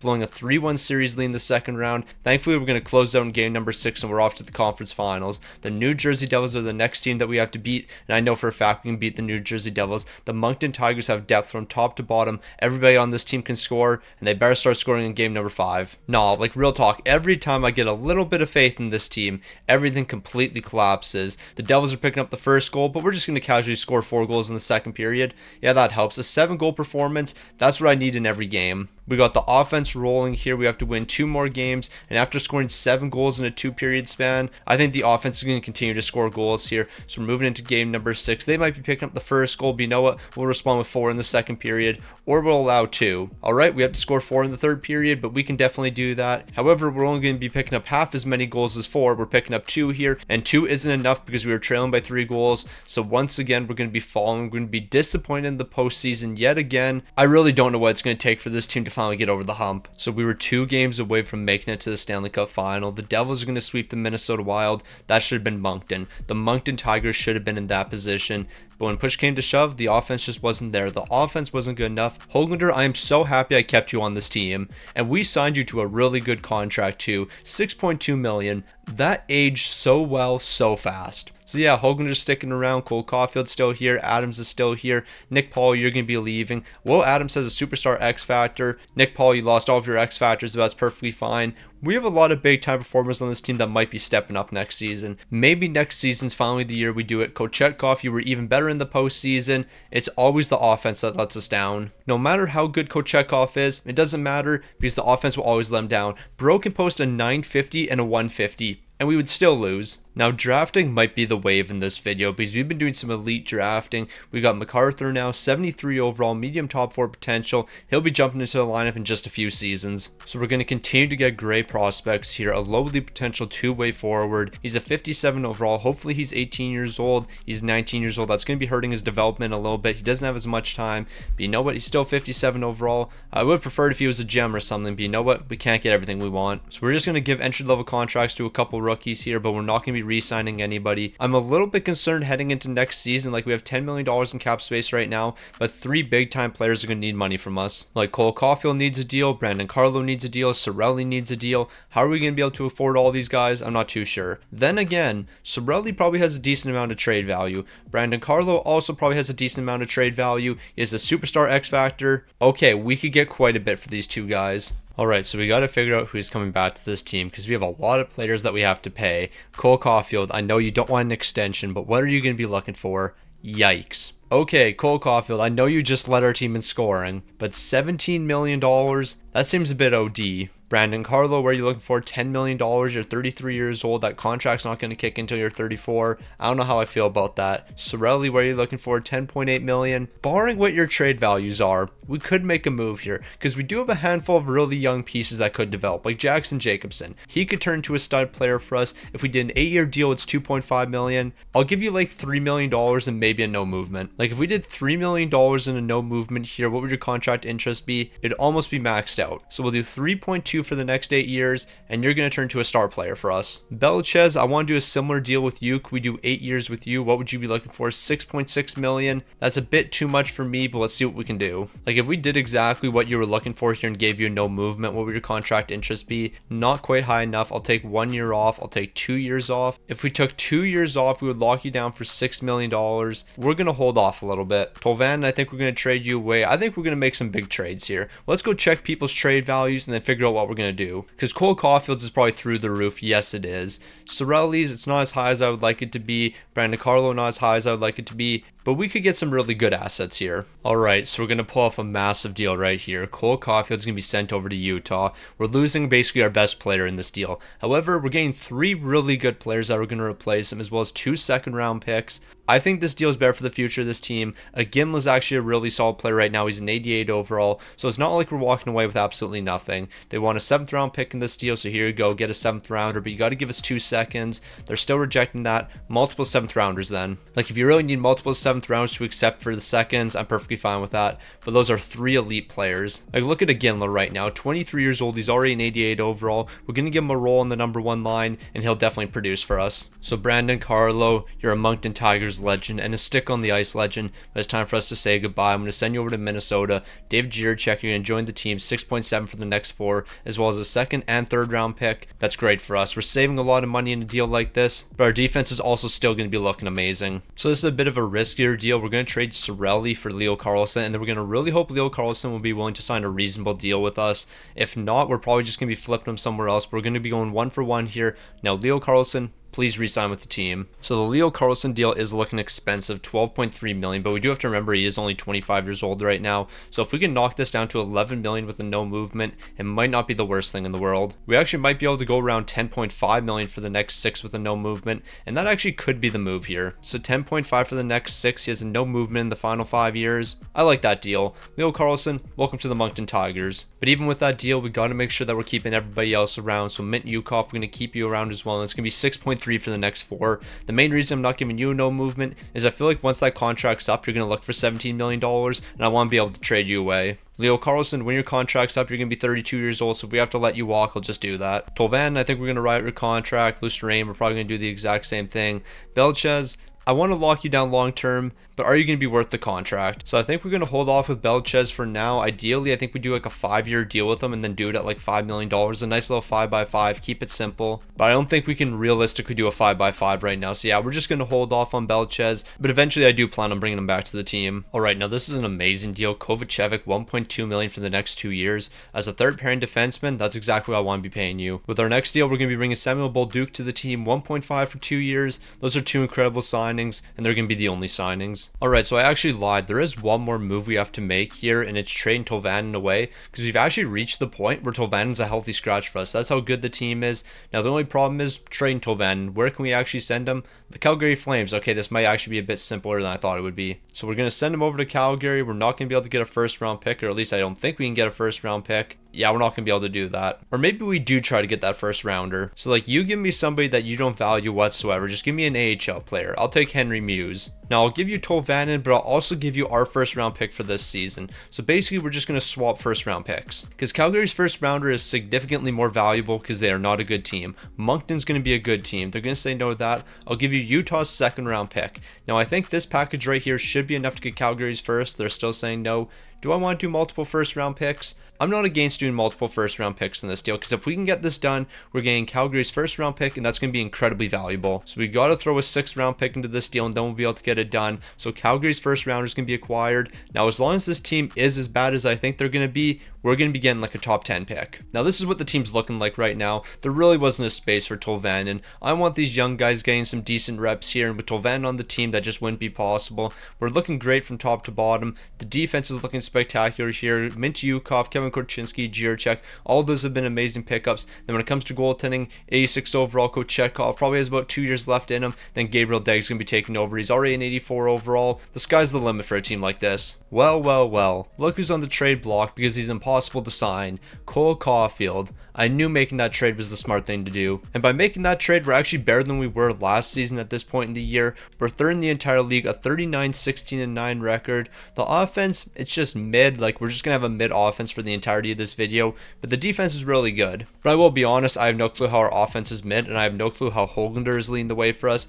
I feel like it shouldn't be Höglander. I was kind of thinking it would be like Tija Ginla or something. Thought it might be Leo Carlson. But nope, Höglander is going to be that guy. But you know what? I'm not against that. We have great scoring from top to bottom. Two incredible goaltenders here. We're not going to make any trades. I like the team we have here. But I guess the one thing we could do here is see where Calgary's sitting in the standings. Because we do have to remember we own that first round pick. And where are the Calgary Flames? I was kind of hoping they were going to be bottom 5 here. They are one of the worst teams in the entire league though. They're 24th. So if they tank after the trade deadline, we could be getting a really nice pick. I mean, we're already guaranteed a really nice pick. We're looking at a top 10 pick here, but I would like top 5. I also feel like for the rest of this video, more than likely we're never going to make any moves at the trade deadline. We're going to be so close to the salary cap ceiling, we're not going to have the money to do anything. So we might have traded one of our point of game scorers away, but you know what? We're still getting the same result here, 5th in the entire league, a 50-23-9 record. But there is one thing that surprised me a little bit, and it's not the fact that Höglander didn't finish with a point of game. He had 78 points. I was expecting that. Ginla 70 points, and he had 44 goals this season. But it's who our starting goaltender is now. Because I think Kochetkov lost the net. I think it's Gabriel Degg now. Okay, never mind. I was completely wrong in that statement, and I'll show you why I thought Gabriel Degg had taken the net over Kochetkov. It's because the projected goalie said Gabriel Degg versus Spencer Knight. It's going to be Kochetkov versus Spencer Knight. So yeah, I thought Kochetkov had lost the net or something. Nope, the game's just lying to me. Or not. The game wants to start Gabriel Degg. No, we are not doing that. Kochetkov is the starter here. What are we talking about? Like, I don't know what the game's thinking. Why would we play Gabriel Degg? He's 2 overalls lower. I want Kochetkov in net. So I guess we're about to find out if that's the right decision. Maybe the game knew something I didn't. Maybe Gabriel Degg would win 16-0 in the postseason. We're winning game number 1. That's all that matters. We're dropping game 2 though. What's going to happen in game 3? We're going to steal that one away. We're going to draw game number 4. I'm not going to lie. Kochetkov, you're making me question you a little bit. I'm not feeling too confident in you right now. Can we close out in game number 6? Yes, we can. Yeah, Kochetkov, I'm not feeling it right now. So we got past the Florida Panthers. Now we have the Buffalo Sabres up next. Until I see this team win 16 games in the postseason and hoist the Stanley Cup, I'm not going to have faith until that exact moment. So we got the Buffalo Sabres up next. We're dropping game number 1, but it's been 3 straight dominant games since,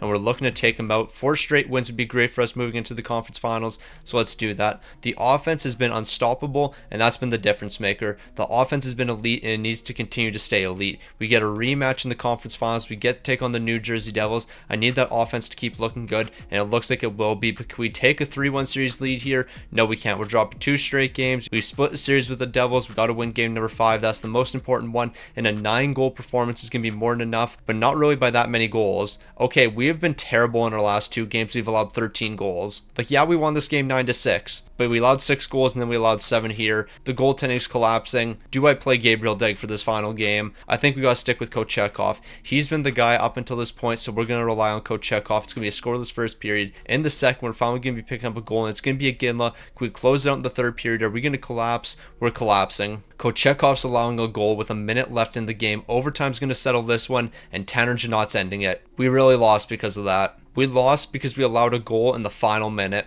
That forced overtime, and then Tanner Janot's going to end it. Nah, Kochetkov, I'm going to be honest, I think that was your last game with the team. So Kochetkov, more than likely that was your final game with the team. The St. Louis Blues are Stanley Cup champions, so you know what? Maybe everything's not bad here. But you know what? We're trying to win a Stanley Cup ourselves, and it was goaltending because offense was amazing. Goaltending was terrible. The game was cooking. They knew Gabriel Deg should have been the starter. He should have been the starter all along. Kochetkov, thank you for the great years here, but we're moving on. Okay, so Belchez basically refuses to sign anything longer than 1 year, so we're just doing 2.6 for 1 season with him. Nothing major. We haven't even gotten to the draft yet. I just want to do that before the re-sign phase in case bro thinks he's worth a no movement or something. Also, we got the 6th overall pick from the Calgary Flames. It dropped from 5 to 6 because, of course, if I own the pick, it has to drop in the draft, but that's neither here nor there. We got the 6th overall pick from Calgary, so yeah, that trade was definitely worth it. So Doherty was drafted by the Washington Capitals, and we have the 6th overall pick, and at best, we're probably only getting a medium top 6 potential player. So can I trade the 6th overall pick for him? They're saying no. Kochetkov will probably just throw you into this deal. They're not really interested in Kochetkov here, but you know what? I want to get Doherty. I think he'll be a good player for us in the future, and we get rid of the Kochetkov contract. So we're walking away with the player that we wanted, and we still have a lot of picks left in the draft. So we technically didn't draft Doherty, we traded for him, but that doesn't matter because we're still getting good prospects that we actually draft ourselves. One of those is going to be Markstrom. Now, I'm the greatest GM of all time when it comes to drafting. A mediumly potential sniper. It's just hit after hit around here. All hits, no misses. Yeah, you remember how I said it was all hits, no misses? We just had a miss. So Lusteran, you're a good enough 4th line guy for us, but I'm not going to be paying you because you're an 86 overall. What are you looking for? Okay, that's not awful. That is not a bad contract whatsoever. I would keep you on the team till you're 35, though. I'm not a big fan of that. But $4 million for an 86 overall, you know what? We have young players on this team. Lusteran, I'm not bringing you back. You're a great player and all. Nothing against you. But yeah, we just don't need you. We have a lot of great young talent here. I never realized this up until this point, but Alex Pietrangelo is one of our scouts. So shout out to him. We also have Lorenzo Crosby. There's a lot of interesting names here for our scouts. So thankfully, we have a lot of cap space here because there's a lot of guys looking for their bag. One of those guys being Porter Martone, but he only wants to sign a 1-year deal, so we're going to have to hold off on that. Ginla, are you going to sign a multi-year deal? You're only looking for 3 years. So I'm going to hold off a little bit with you. I want to do 5 at the very minimum. Kevin Korchinski, what are you looking for? Okay, I can do a 4-year deal. 4 years at the minimum. So we'll do 7.1 for the next 4 years. And you know what? Maybe I can just ask Ginla for an extra year. Like if I say, hey, Ginla, you want to give me an extra year? We can do an extra year. So we'll do 10.5 million for the next 4 years. So Ginla's gonna be sticking around for 4 more. Ranger, I would like to keep you on this team. You're a good young talent. 6.9 million. It's a little bit expensive, but you know what? I could see you being a good top 6 player for us in the future. Who knows how many years left Dylan Guenther has. Now that I've said that, Dylan Guenther, do we trade you? Because I could just play Ranger over you. Dylan Guenther might be getting shipped out. We also have another really good young player here. We'll just sign him for 3.2 million for the next 2 years. We have so much cap space we can make moves like that. All right, now this is a deal that could age really well for us. Dylan Guenther over to the San Jose Sharks. We got Marco, and then Marco, I want to try to lock you down to a long-term deal. I don't even care if we don't get the 2nd round pick. Marco's really the guy I want here. He's like an 81 overall, only 1 year left on his contract, so we should be able to give him an extension, and it should be able to be done at a fair price. Like, he's 21 years old. We're looking at a multi-year deal here. How about 8 years? 8 years at 2.5 with a no movement? Why not? So Marco's going to be sticking around. It's going to be a little bit more than I thought. 2.6 million for the next 8 years. But this contract could age really well for us. I mean, even if he doesn't turn to anything other than a 3rd line guy, that's still not that bad of a contract. Now, we do have $22 million in cap space. So Mitch Marner, why not? I don't know where you would fit on this team. But yeah, we're going to bring you here. 12.3 million. You better accept that. All right, so I feel like it makes sense for Mitch Marner to play on the top line here. So it's going to be Marner, Iginla, Höglander, Ranger, Carlson, Porter Martone on the second line. We actually have such great offensive depth here. It's ridiculous. Even the defense is absolutely fantastic. Zero weaknesses. This team has no weaknesses except for maybe goaltending. Gabriel Deg, you're only an 84 overall. Are you going to turn into that star player? Who knows? But I'm going to allow you to develop into that medium league potential goaltender because you're the starter from here on out. Now, basically, in any other instance, I would be really happy with the team. First in the entire league, a 61-19-2 record, our best offense ever, our best defense ever, but I can't be happy. And there's one main reason I can't be happy, and it's not because we didn't have a point of game score, because we did. Mitch Marner was a point of game scorer. Amazing offensive depth. Gabriel Deg, he was fantastic this season. A 922 and a 232. He's still an 84 overall, but there is one main issue. Who we're taking on in the first round? Now we're taking on the Washington Capitals. And why would I be scared of the Washington Capitals? We traded them Kochetkov. Kochetkov's going to beat us. I can see it all happening. So I fully expect to lose this series right here. There is no way Kochetkov doesn't beat us. We're dropping game number 1. Not surprised. We're dropping game 2. I knew it. I knew Kochetkov would beat us. I'm not surprised in the slightest here. I'm a bit surprised we've won back-to-back games, but we won't win 3 straight games. We're going to drop this next one. Okay, maybe the team's actually locked in. Maybe we're not going to fold to the Washington Capitals. Alright, we got past Kochetkov. Now that we've got past Kochetkov, I don't believe there's any team that can stop us. If any team was going to stop us, it was going to be the Washington Capitals, and it was going to be led by Kochetkov. But now that we've gotten past him, we're just going to keep on rolling here. We're winning game 1. We're winning game 2. Are we going to win 8 straight games? Yes, we are. 8 straight victories for the Moncton Tigers. They're not turning back. So we've won 8 straight games. We might as well make it 12 here. We're dropping game number 1. We're dropping game 2. Are we going to be down 3-1 this series? No, we are not. We're just starting a new winning streak here. We're going to win game number 5, dropping that one 8-2. I can never figure this Moncton Tigers team out. They give me all the hope in the world, and then they just fall apart. They fall apart in the most important games, and it's always in the conference finals. We somehow always lose in the conference finals. We're going to be forcing game 7 here, but we got to win game 7 this time. Also, as I'm recording this is probably about 15 minutes after the Islanders signed Tony DeAngelo. Fire Lou Lamoriello. That man does not know how to run a team anymore. What is he doing? Bringing Tony DeAngelo of all players to your team just makes absolutely no sense. Tony DeAngelo got kicked out of the KHL. If bro is getting kicked out of the KHL, a league that basically will allow anyone to play no matter what their past history is, if bro got kicked out of there, clearly he's a problem. But the Islanders said, nah, we want to bring Tony DeAngelo in because we believe he's going to get along well with Patrick Waugh. Tony DeAngelo and Torts didn't get along. Why do you think that Tony DeAngelo and Patrick Waugh would all of a sudden get along? No, that team is just straight clowns. I feel bad for all New York Islanders fans. They might be one of the most poorly run organizations in the NHL right now. Speaking of poorly run organizations, the Moncton Tigers, for some reason, they just refuse to do anything simple here. We're going to force game 7, but why do we always have to go to game 7? We should have closed this series out a long time ago. That doesn't matter. It all comes down to one game. Moncton just has to win one more game here. If they win this game, they're finally Stanley Cup champions. It would have taken way too long, but they'll finally do it. We're picking up a goal in the first period. We got to double down in the second period. That's what we're going to be doing. Brandon Carlo is going to be scoring for Minnesota. So is Kaprizov. But Iginla and Marco are picking up big time goals. It's a 1-goal game entering the third period. And in the third period, we're tripling down 3 straight goals. Marco's picking up another one. What a great pickup he was. But a 6-2 victory is going to allow the Moncton Tigers to become Stanley Cup champions. We finally did it. It took till the year 2032, but Moncton's finally done it. And this is going to be the first of many. Now, I just want to point something out. This was Gabriel Deg's first season as our starter. Was that the difference maker? Well, maybe Will Cooley picking up 26 points helped quite a bit. Höglander 24, Mitch Marner 26. Yeah, a lot of those things help quite a bit here, but when it comes to goaltending, Gabriel Deg, 16 wins, 1 shot, a 908 and a 262. Bro, how is this possible?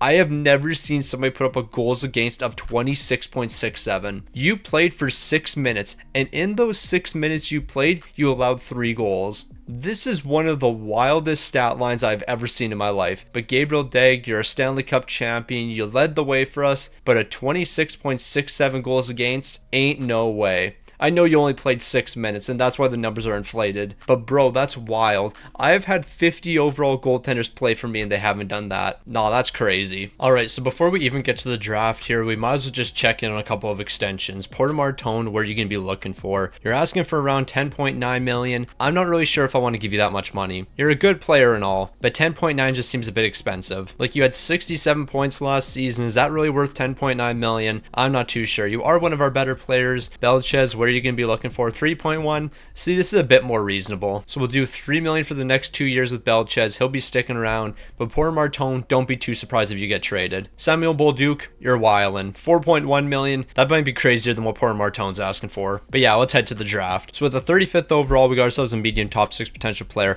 Now, normally I wouldn't highlight a player like this, but he was a gem. So if he has some pretty decent developing, within 3 seasons, he could be jumped into the lineup. Alright, now this draft is not looking good whatsoever. And we have a lot of draft picks here. We have a couple 3rd rounders, a 4th, 5th, and 6th. So if I package all of this up and send it to Detroit, would they be willing to accept that? They're saying no. There is a handful of teams that might be willing to accept a deal like this. Dallas wasn't one of them. Who was the other team? There was one team whose 1st round pick basically had no value. Maybe it was the LA Kings. LA, would you be interested in this deal? I don't think they're going to say yes to it. They're saying no as well. We need somebody that's going to be interested in basically all of these picks in order to get a 1st rounder. Minnesota, are you interested in all these picks? Yes, you are. So maybe we can pull this deal off. I guess not. I mean, at the end of the day, if we just get a 2nd round pick or something, not the end of the world. So Minnesota, how about you give me a 2033 2nd rounder and a 2034 2nd round pick? Both those picks are going to have a lot more value than what we're giving up. So there's going to be a couple players leaving the team. Mitch Marner's going to be one of them. He's looking for 10.4 million. I mean, if we did 10.4 in a 1-year deal, I wouldn't be against it. But yeah, I don't think we're going to do that. Porter Martone, you're going to be walking because I just can't afford to give you that much. Maybe not. Maybe we could bring Porter Martone back. Like, can I do 10 million for the next 7 or something? Yes, we can. Can we do 9.9 for the next 7? Yes, we can.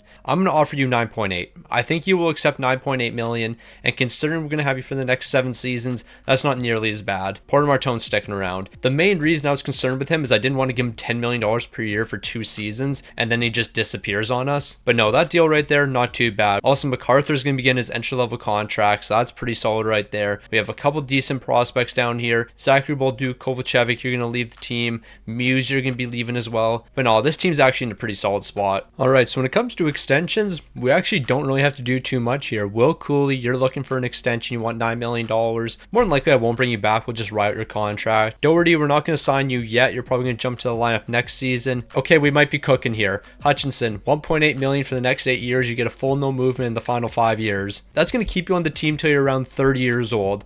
At that point, we'll probably be moving on from you. But at this price tag, that's an absolute steal. Hunt, I'll keep you around as well. We'll do 925k for the next 2 years. You'll develop in the AHL a little bit more. All these guys right here will sign a 2-way contracts. But yeah, the team's still in an amazing spot. We didn't really lose too many valuable assets. Now we just need to sign some cheap defensemen for this season. So we're going to be picking up this one defenseman, 79 overall, 850k. That's a really good deal. Then we're going to bring one more defenseman to the team. We're going to need a right defenseman. That's what we're going to get right here. So 2 cheap defensemen that we can bring to the team. I just need them to play some 3rd pairing minutes. Doherty, I don't really want to use a year on your entry level contract quite yet. That's why I haven't signed you yet. But anyways, we're ready to roll. Okay, it got incredibly hot in this room, so we're taking the hoodie off, but the Binner jersey stays on. This team's looking absolutely incredible. From top to bottom, we have no weaknesses. All the players on this team are incredibly young, so they're going to be sticking around for the future. The defense looks great. There's no weaknesses here. Gabriel Deg up to an 88 overall, high elite potential. He's got a handful of X factors. The future's incredibly bright for this team. But not only is the future bright, the present is bright too. Like, we're coming off a Stanley Cup last season.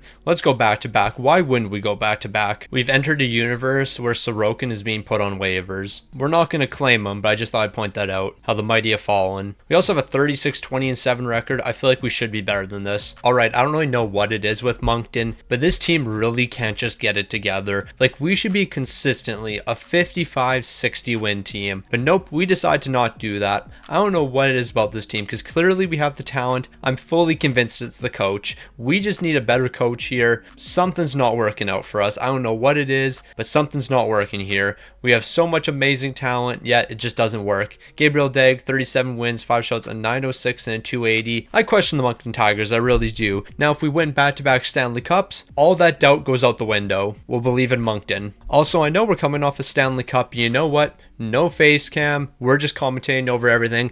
I want to see how accurate this method is. I want to see how often we can win with this method. We have a 2-1 lead. We have a 3-1 series lead. We should be able to close it out here, and that's what we're going to do. So we're moving on to the second round. I feel like whenever I try this method, there's like a 95% chance we end up winning a Stanley Cup. So I thought I'd try it here. We haven't gone through a lot of hardships because we are coming off a Stanley Cup, but so far it's working for us. We have the New Jersey Devils. Now, New Jersey is an elite team. So if we fall here, I wouldn't be overly surprised, but we're winning 3 straight games. We swept the New Jersey Devils. Okay, if we win a Stanley Cup here, I might never turn the face cam on again for the postseason because I don't know what it is about this method, but it always works. If the face cam is off and I just commentate what's going on, we win, and we win a lot. Are we going to win? No. No, we are not. We're going to lose in Game 7 by 1 goal. That is so incredibly tough. So yeah, the face cam's coming back on. We really lost there. Like, we actually lost the Stanley Cup by 1 game. We lost the Stanley Cup by 1 goal. In Game 7, we folded. We just couldn't pick up that extra goal. Ranger 24 points, Hoglander 21, Coburn's picking up 20, Will Cooley 20, he's not returning to the team, Leo Carlson 19, Kevin Korchinski 18. I'm heartbroken. I'm truly heartbroken. I thought this team had it. But then again, Gabriel Deg, 15 wins, an 897 and a 310 is not good. These are not good numbers in the slightest. Okay, I take it back. Those were actually really good numbers considering everything. Look at the goaltending in the postseason. It was bad. Like, it was incredibly bad. All right, now this is looking to be a spectacular draft. We have to acquire the 85th overall pick, though. Anaheim does not realize what they just gave up. I don't care if I traded the 65th overall away. Wait until you see the prospect we get here, because not only are we walking away with a medium league potential player, but bro's also a gem, and he's guaranteed to have medium league potential. Projected 96th overall, I do not care. Medium league potential, 59 overall. We got Aho. Aho, I'm going to hold on to you for a couple seasons, but I am going to be honest. If you do not develop within 2 seasons and don't get up to at least a 70 overall, I will trade you. Okay, we're actually getting multiple medium league potential players. Now we got a 61 overall. So yeah, this has been a fantastic draft. No, it's really just been hit after hit around here. We're getting a lowly potential player here in the 5th round, I believe. Yeah, that was the 5th round. We don't have a 7th round pick because we did trade that one away. However, there is another lowly potential player I'm going to draft here. He's not guaranteed to have lowly potential, but there's a good chance he does, and that's what we're walking away with. We got so many great prospects here, it was ridiculous. So it looks like Doherty's ready to jump to the lineup. He's up to an 86 overall. So we're going to have him on his entry-level contract for the next 3. That's going to be a great deal. We have another medium league potential player. He's going to be signed to his entry-level contract. Yeah, we're losing Will Cooley here, but we got a lot of guys that can step up on this team. All right, so we have a handful of guys that need extensions, and there's some valuable pieces.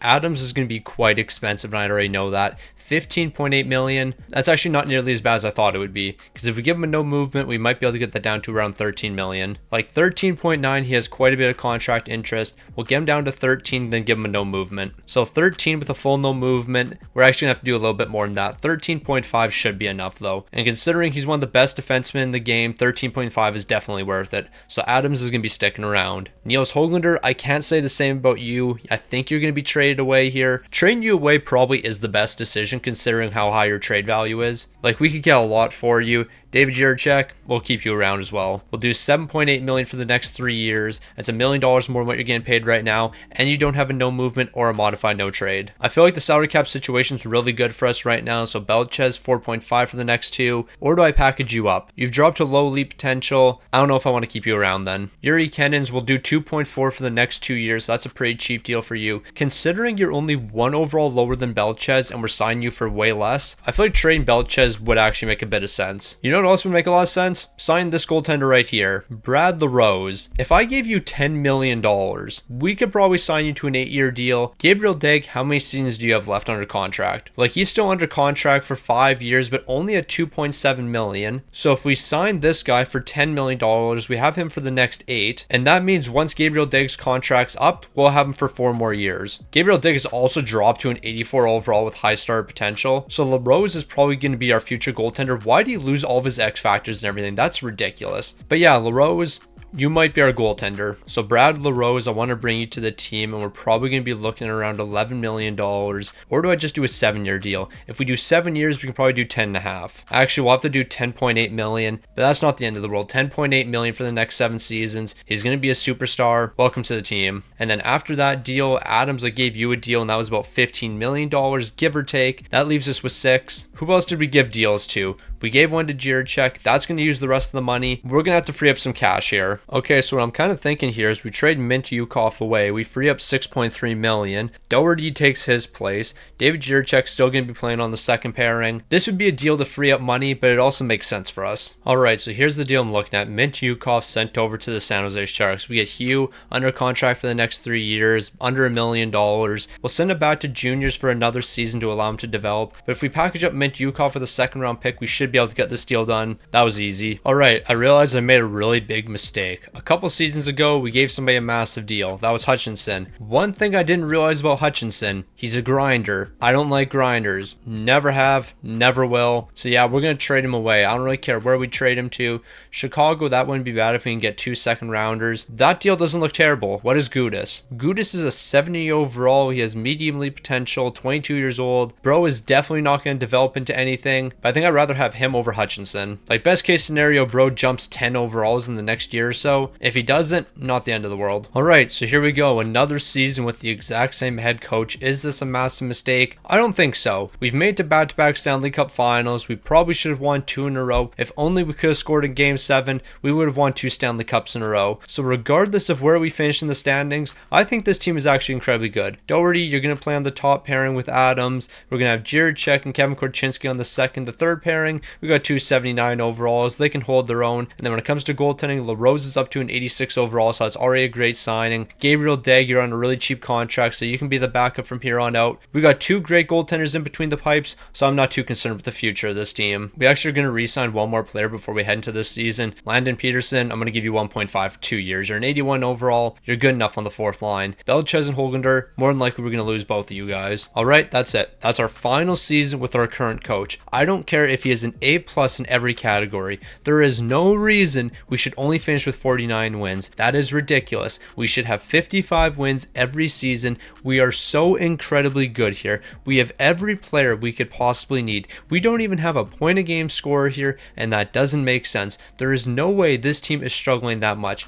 And you know what is even more ridiculous? LaRose, you were great. 40 wins, 4 shots, a 915 to 260. Who is our starting goaltender currently based on who the CPU has decided? Gabriel Degg. Why in the world would Gabriel Degg be our starter? That doesn't make sense. Bro was the backup the entire season. I don't know why the lines are different. These lines shouldn't be different. These are what the lines should be. I never adjusted the lines. I don't know why things are different. That actually doesn't make any sense. But Gabriel Degg, you were the backup. LaRose is the starter. The CPU has no control over my lineup, but for some reason they're making changes. You know what? We're not even going to worry about it. We're going to jump right into our first postseason matchup. We're taking on the Ottawa Senators. A shutout in game number 1. That is why LaRose is our starting goaltender. 1 goal allowed in game 2. 1 goal allowed in game number 3. We might be dropping game number 4, but so far the defense has been spectacular, but the offense has low-key been mid. Like, a 3-2 loss isn't the end of the world, but we got to score some goals here. What are we doing? We can't be losing 3 straight games. A 5-4 victory, that's what I was waiting for. Now, defensively, we've been pretty strong so far, but the offense has been kind of hit or miss. It's time for the offense to wake up. It needs to be consistent throughout the entire postseason moving forward. Like, defensively, we're going to be good enough, but if we can only score 2 goals per game, we're certainly not going to be winning,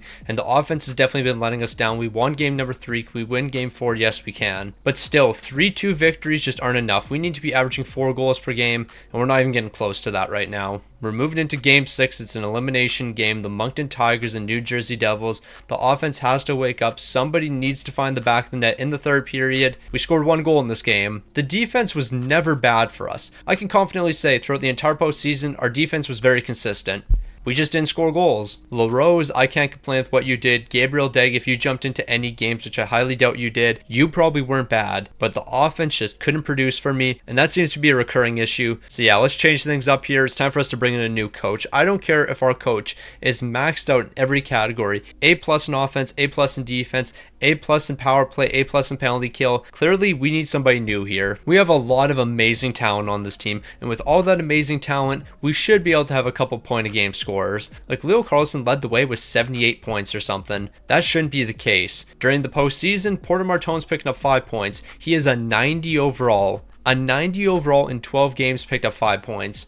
There's no reason that should happen. Brad LaRose, 6 wins, 1 shutout, a 932 and a 220. Nothing you could have done. The offense just folded on you. Now, I'm not going to lie, drafting in this video has just been something special. We're getting Humphrey, 70 overall with low lead potential in the first round. That's a great selection in the first round. Bro's definitely going to turn to a stud for us. But yeah, it's just been great selection after great selection around here. And the great selections are continuing with the 59th overall, a medium league potential goaltender. Now, if one medium league potential goaltender wasn't enough, we're going to be picking up another one here. Alright, so we got a decision to make. Höglander or Belchez? Höglander, I don't really want to bring you back, and I can't bring you back. You want 11.2 million. Belchez, maybe we can get a deal done with you. You're an 87 overall. Where are you going to be looking for? $8 million.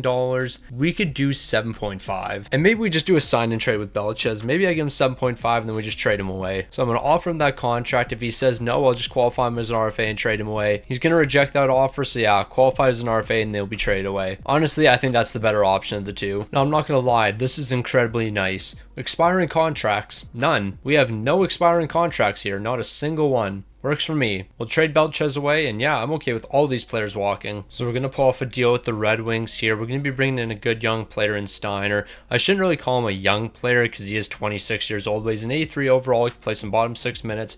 Belchez is going to be sent over. Now, Steiner, I'm kind of hoping we can re-sign you for a reasonable price. Like, ideally, we can do a multi-year deal around $2.5 million. If we do that, then you'll definitely be sticking around here. Oh, yeah, that's not happening. So yeah, we'll write out your contract. Bruh, ain't no way. I offered this man the max money I could give him, and he still said no. Nobody wants to come to Moncton, apparently. Alright, so Seattle just offered us this trade, and I don't hate it. Jake Neighbors at $3.8 million for the next 2 years. We give up Madden. What overall is Madden? 72 overall, medium league potential. He's 23 years old, though, so more than likely he's not going to develop into a great defenseman. We also have to give up this prospect in the deal. He has low top 6, so I don't really care about giving him up. Low top 6D potential, not forward potential. We get Jake Neighbors. He's an 84 overall. He could play some good bottom 6 minutes. If you don't give me these 2 4th round picks, would you retain $1 million? Like, you retain $1 million on his contract and you don't give him those 2 4th rounders. What are you thinking? You're going to be rejecting that. Take the 3rd rounder out of this deal. Would you accept this one? I like that deal. We get Jake Neighbors for the next 2 years at $2.8 million. That's a really good player at a really cheap price. All right, now the top 6 this season might be looking a little bit weaker here. We only have 190 overall, and now that I'm actually looking at that, I'm a little bit concerned. We only have 190 overall here. Okay, yeah, we're going to have to make some big changes. Luckily, the defense is absolutely fantastic. 90 overall, 92 overall, 89, 89. But yeah, now that I've realized we only have 190 overall in the forward core, a little bit concerned about that. Like, yeah, the bottom 6 is really good and we have a lot of scoring depth here, but we really don't have one man that can lead the way for us. Luckily, we do have a new coach this season, so that should spark a bit more offense. Or it's going to spark absolutely no offense and we're just going to allow a lot more goals. It could really go either way. All right, so we have a new plan. Every year, we're going to bring in a new head coach. And why is that? Well, we had a terrible offense, 3.24. That is not good. Our defense, elite. I can't complain about that. It was the best in the entire game. But how in the world did Adams lead the way with 63 points? That shouldn't be possible. There is no way Will Adams leads the way with 63 points. I am sorry, but how does that even happen? How on earth does somebody with 63 points lead our team? Brad LaRose, 44 wins, 7 shots, a 915, a 252. Thankfully, you're an absolute stud. But look at Gabriel Degg's numbers. A 922 and a 225 with 2 shutouts. He had a 5-6 record. No, this team is going to go through some massive changes. We have to bring some real goal scorers to this team. We're taking on the Ottawa Senators in the first round, but no, we got to start finding the back of the net eventually. Like, I think there's really only 4 untouchable pieces moving into next offseason. Will Adams is one of those guys, because we have to bring in some actual scorers on this team. Porter Martone, I'm pretty sure your no movement clause kicks in eventually. Hopefully I can trade you before that kicks in, because once it does, we're going to be in some big trouble. We're moving into game number 6. Offensively, we haven't been elite so far. At least we're stealing this one away. All right, so the Moncton Tigers are moving on to the second round. We have the Red Wings up next here. I don't know, something about the Moncton Tigers just doesn't sit right with me right now. Since year number 1 with this team, things have just knocked on our way. The fact that we can just never score goals is hurting us, but all of these games have been relatively close. I mean, we just won a game 5-4. Yeah, it was close, but at least we scored some goals here. A 4-1 victory. Moncton's kind of doing something right here. They're kind of building on their momentum. They've been actually decent offensively, but our defense has been so elite. That's what's leading to these victories. We're winning games 2-1, 3-2. There's no reason we should be winning these games, and there's no reason we should be in the Stanley Cup final, but here we are. So all that nonsense I said about firing our coach, yeah, it's not happening anymore. Nope, we're not firing our coach because we just made it to the Stanley Cup final. Now, are we going to be able to perform when it matters most here? Well, we have a 3-1 series lead, and we're not going to fold that. The Moncton Tigers are about to be Stanley Cup champions. We might drop game number 5, but we'll win game number 6. What are we doing? We're not doing this. Please do not do this. We are not blowing a 3-1 series lead in the Stanley Cup final. We have been elite defensively, and now the defense is falling apart. We're exchanging goals in the first period. In the second, we really lost this. We really lost. 4-1. You are telling me we allowed 4 goals in game 7, we allowed 6 goals in game 6, and then we allowed 3 goals in game 5. We allowed 13 goals in the final 3 games. Like, I'm sorry, but no way that happened. Like, that just doesn't happen. It doesn't make any sense. I don't care about scoring. LaRose, once again, phenomenal numbers. Bro has been an absolute superstar in the postseason. In his first postseason appearance with the team, a 933 and a 220. He played 12 games. This postseason, he played an additional 10 games, but he still had a 930 and a 237. This team is an utter joke. Alright, I've been gassing up how great the drafting has been in this video. This draft stinks. So we're going to get a future second round for the Buffalo Sabres. They're saying no to that package right there. I'll give them a future 7th round pick. Like, this draft is actually cooked. So yeah, getting that second round pick is probably pretty valuable. Alright, so there really isn't too many people that we have to keep around here. MacArthur, I'll probably sign you to a 2-way contract. Days, I'll sign you to a 2-way contract. Hunt, more than likely you're going to be qualified as an RFA here. I mean, 1.9 million isn't bad, but I don't really know if I want to do that, so I'll qualify you as an RFA. Steiner, that deal definitely didn't work out. You want 3.4 million? Bro, I'm not doing that. So yeah, it's going to be a very quiet re-sign phase. Now, we didn't have to do too much during the re-sign phase, but now we have to go to some big extensions. Doherty's going to need one of those big extensions. He's looking for $10 million, and I'm perfectly fine with giving him that. He's been the best defenseman on the team so far. If we do 9.6 for the next 3, he's still willing to accept that. Well, if we did multiple years, like if we did 5 years at like $10 million, what would you think about that? Not really interested in that, so I think we will just stick with this 3-year deal. We'll do 3 years at about $9 million. Now, considering he's the best defenseman on the team, considering he's the second best defenseman on the team and he's 90 overall, this is a really good extension. Kevin Korchinski, he's going to be the next guy to get locked down here. He wants $11 million. We're going to trade him because we need to bring in a good sniper. Aginla, you're probably going to get traded as well. Who led the league last season in goals? Because that's who we're bringing to the team. So Aginla sent over for Siffers. If we had to throw a couple picks in the deal, I'm willing to do so. They're saying no to that. That's perfectly fine. We're going through a massive rebuild this season. I don't care what it costs. We're going to get these deals done. I mean, hold on. I should probably see if they're interested in Kevin Korchinski. It doesn't look like they're interested in Kevin Korchinski, so we're not even going to bother offering him over. They just want a 7th rounder. So I'll give you a 7th round pick for 2037, and that should be enough to get this deal done. Yes, it is. Now we're moving over to Montreal. Never mind, I take that back. Montreal's guy was the one we couldn't get. We actually want to go over to the Pittsburgh Penguins. Now, Tiny Riley's going to be really difficult to get done. He has a lot of trade value, but we got some good assets we can move here. One of them being Kevin Korchinski, and then another being this prospect in Giftopoulos. Probably says his name wrong, but we're not going to worry about it. If I package both of these guys up, can I get Tiny Riley? They're saying no. I'll give you a 1st round pick as well. So here's Moncton's 1st round pick. Is this going to be enough? That's an amazing deal. We had to get that one done. Now, there's one more player, and I believe he was on the San Jose Sharks, or at least I think he was. Never mind, no, he was not. I actually do not recall which team he was on. He's on the St. Louis Blues. We wanted to get Amari Frank. Amari Frank's going to be the final missing piece for us. So we're going to trade Gudis away. We're going to trade Aho away. I mean, how old is Aho? He's only 20 years old. 73 overall. You know what? We got to win right now. So we're making this deal. All right, so we got to clear up cap space. So Ranger's going to be traded away. Jackson Jacobson's going to be traded away. We're going to bring in this medium elite potential prospect. He's only a 66 overall. The odds of him developing into a good player for us, very low. We're going to try to get a 3rd and 2nd rounder as well. They're saying no. I'll just get the 2nd round pick. That's perfectly fine with me. We just got to clear up the cap space. All right, Tiny Riley. This is going to be the final deal we do here. We're actually probably going to have to trade one more player away, but here's 11.5 million for the next 3 years. We got to free up a bit more money. because Doherty we gave about $9 million to, give or take. Yeah, someone else is going to have to get traded here. Okay, we're going to make one final deal. David Jiricek and a second round pick for Strudwick. He only has 1 year left under contract, so we're not going to be able to keep him long term, but it does free up enough money so we can re-sign Doherty. Alright, so we got some scorers here. Tiny Riley, we got Amari Frank, we have Siffers. I need these guys to score goals. Ideally, I was contemplating just doing this, loading up the first line, then we have a ton of goals. However, we have to expand that goal scoring. We need scoring on both the top lines.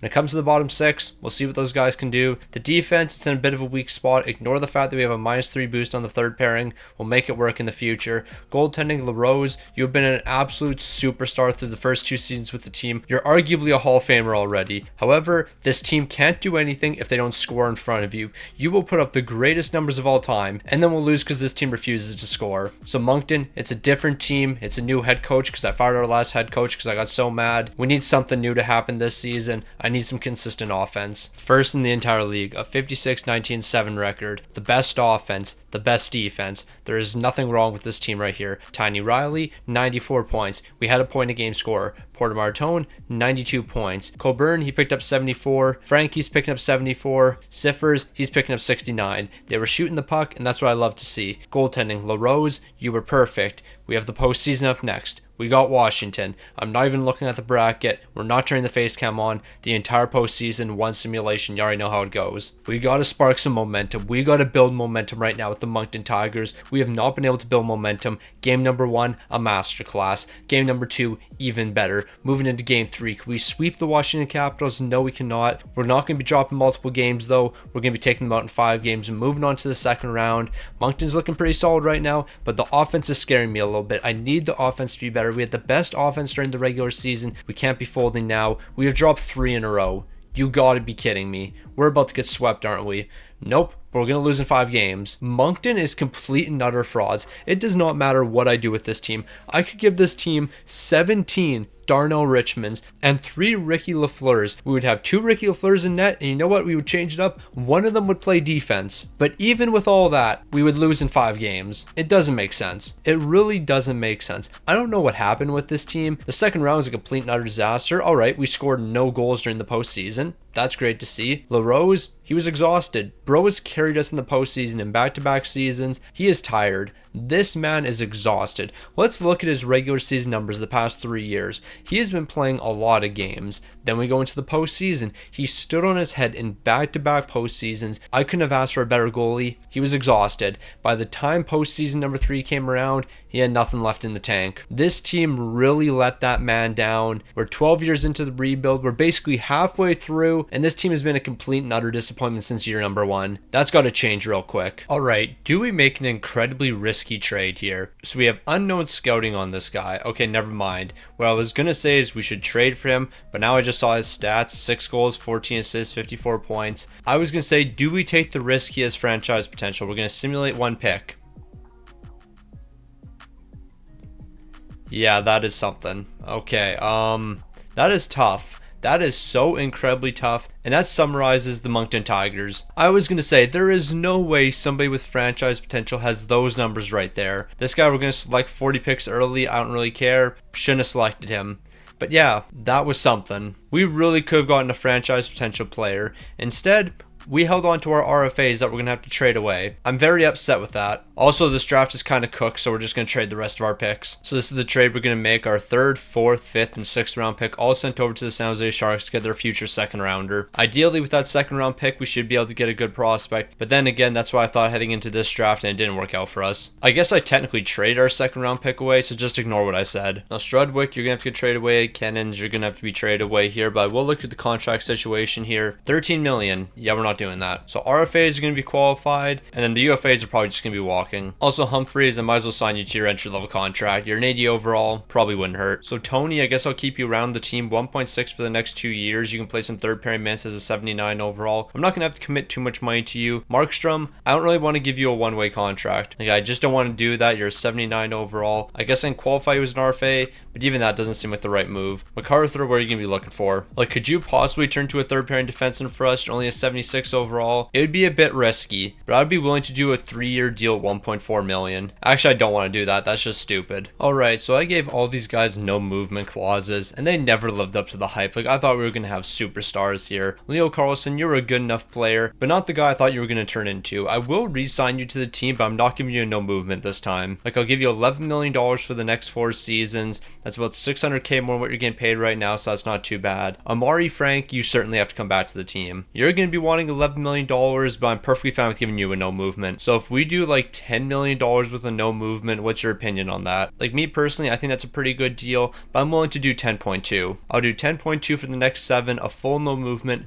Amari Frank, you're going to be staying with the team. And then Coburn, I think that means we're just going to have to write out your contract here. We're not going to have enough money for everybody, but if we make a couple moves, we would have enough money for everybody. So Coburn, if we did 10.6 million, actually let's do 10.5. 10.5 for the next 6 seasons. We only need to free up like give or take $5 million. And you know what? That actually might be pretty easy because Isaac Hugh, I wouldn't mind keeping you on this team. Can I do 5 million for the next 4 with you? It looks like he won a little bit more than that. How about 5.2 million? So we do 5.2 with him. I'll trade one of our other defensemen away who's getting paid the big bucks. Yeah, so about that, we don't have any defensemen getting paid the big bucks right now. It's Adams and Doherty, and that's it. All right, do we have any forwards getting paid the big bucks that we don't really need here? Not really. Okay, who do we trade away? Siffers? Do we move you? I know we just acquired you, you're a great scorer and everything, but I have to trade somebody, and I think it might have to be you. If we trade you away, we can keep everybody on the team, we won't have to worry. Leo Carlsson will be sticking around for 1 more season, then we'll trade him away. Porter Martone's going to be sticking around for the next 3. He actually has really high trade value. I think we have to trade Siffers away. Alright, so Siffers will trade you away, and we'll pick up Henley. Both of you guys have medium league potential. Henley's an 81 overall. He's also a sniper, so you never know, he could have a top 6 role in the future. They really want a 7th round pick here, and without that 7th rounder, they're not willing to say yes to this deal. They need this pick right here. That was a game changer apparently. Alright, so Strudwick, you're going to get traded away. We're going to pick up Yaskin. Yaskin's under contract for the next 2 years on his entry level contract, so he's going to be very affordable for us.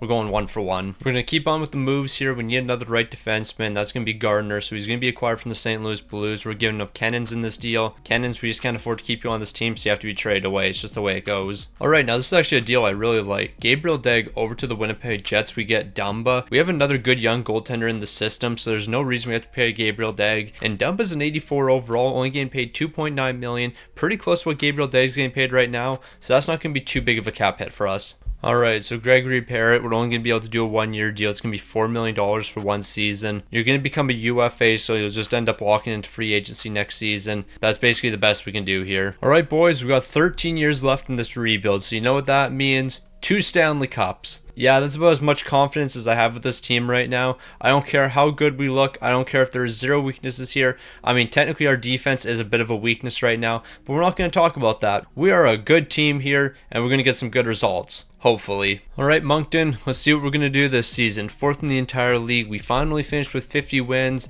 Very rarely does this team ever finish with 50 wins, so we got to appreciate those 50 win seasons when we get them. Tiny Riley's going to lead the way. He got 84 points this season. Porter Martone, 82. Amari Frank, 76. We actually had some decent scoring for once. Like, the scoring numbers on this team weren't terrible. Yeah, we only had 2 point a game scorers, but very rarely do we even get 1 point a game scorers, so we got to take what we can get. Brad LaRose, you took a couple games off this season. You only played 64, so you got a bit of a break. 38 wins, 7 shots, a 907 and 265. I need another masterclass from you. We need the offense to be rolling as well as a Brad LaRose masterclass. If we get both of those things at the same time, 16-0 easy. Now I feel like the odds of both of those things happening incredibly low, but you know what? It's happening right now. This is what we've been needing. This is what we've needed for a long time. So we got a Brad LaRose masterclass in the first round. We also got an offensive masterclass in the first round. I just need all of that to continue. Like, let's be honest, what we're doing right now is not sustainable. We're not going to be winning every game like this. We've split the series against the Tampa Bay Lightning. Don't drop game number 5. We can't afford to lose that one. We're going to be winning it,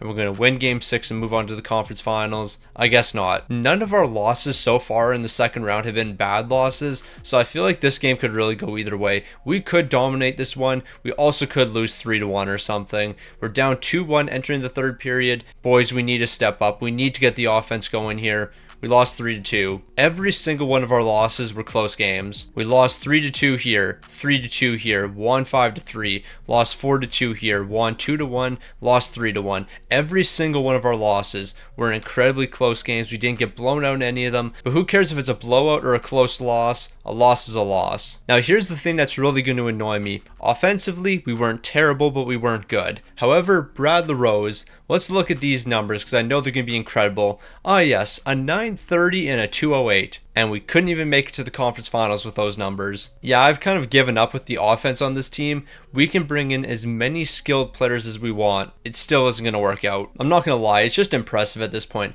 Brad LaRose, you will go down as the greatest goalie of all time, but you're going to go down as the greatest goalie of all time who also doesn't have a Stanley Cup. Because this team just won't win with you on the team. They refuse to do that. Like, I think this is a pretty good trade. You know what? I think it's such a good trade. We can get something else back as well. Give me this medium top 6 potential player. So I'm going to offer this package over. They're saying it's a little bit low. A 6th round pick will make the difference because I don't believe we have any 7th round picks. We've traded them all away. So here's Moncton's 6th round pick, and we're going to be getting Jacobson. So that's a big pickup for us. Now, you know what? We've had a couple years of bad drafting. It's time to turn it around. Weller's going to be joining the team, medium top 6 potential. Now, low top 4 potential players aren't normally something I would highlight, but I will highlight them when they're a gem. Now, one thing I would like, a medium elite potential player that's not a goalie, because we have a lot of medium elite potential goalies on the team. We don't really need more. I need some medium elite potential forwards and defensemen that I can trade away for better forwards and defensemen. And right after I said that, we got a medium elite potential goaltender, but his last name is Champion. So if bro doesn't bring home at least 3 Stanley Cups for us, he's a fraud. Alright, so we might have $8 million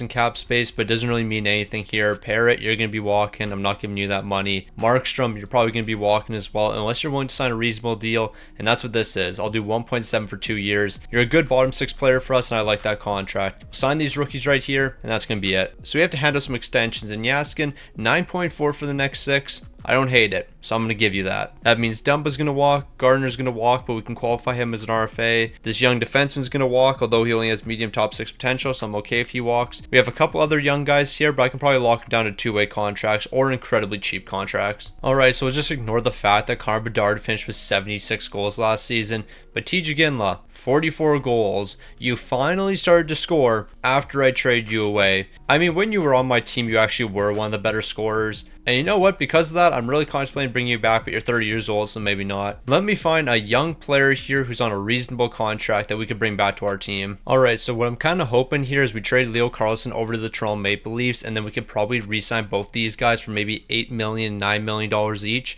And then once you factor in the Leo Carlsson money, we'll just have to free up like $4 or $5 million, and I could definitely do that to get these 2 players. We lock both of them down for minimum 7-year contracts, and then we'll be in a pretty solid spot, I think. In order to get this deal done, we are going to have to throw a medium-elite potential goaltender into the deal. I think I'll trade this 47 overall who's 17 years old. I don't think he's going to turn into a stud for us, but you just never know. They're saying no to that package. I got picks to work with. I'm done drafting here. We are just trading for star players. We got to start winning around here. I don't care what it takes. So we cleared up that money. Spiller, where are you going to be looking at when it comes to a contract extension? $8 million for 2 years isn't terrible. Can we do a multi-year deal? We could do 3 years at $8 million. Actually, we can do 3 years at a little bit less. 3 years at $7.8 million. I don't hate that. So yeah, we're going to do it. So Spiller's going to be returning. And then this other medium-elite potential player who's an 82 overall, can we lock him down to an 8-year deal? Yes, we can. If I give him $7.6 million for the next 8 years, he's probably willing to accept that. So I'm going to offer that over. He'll be accepting. And then between all of these deals right here, I do think we do have to clear up a little bit of cap space. All right, so let's do this deal with the Chicago Blackhawks. Coburn and a 2nd round pick sent over.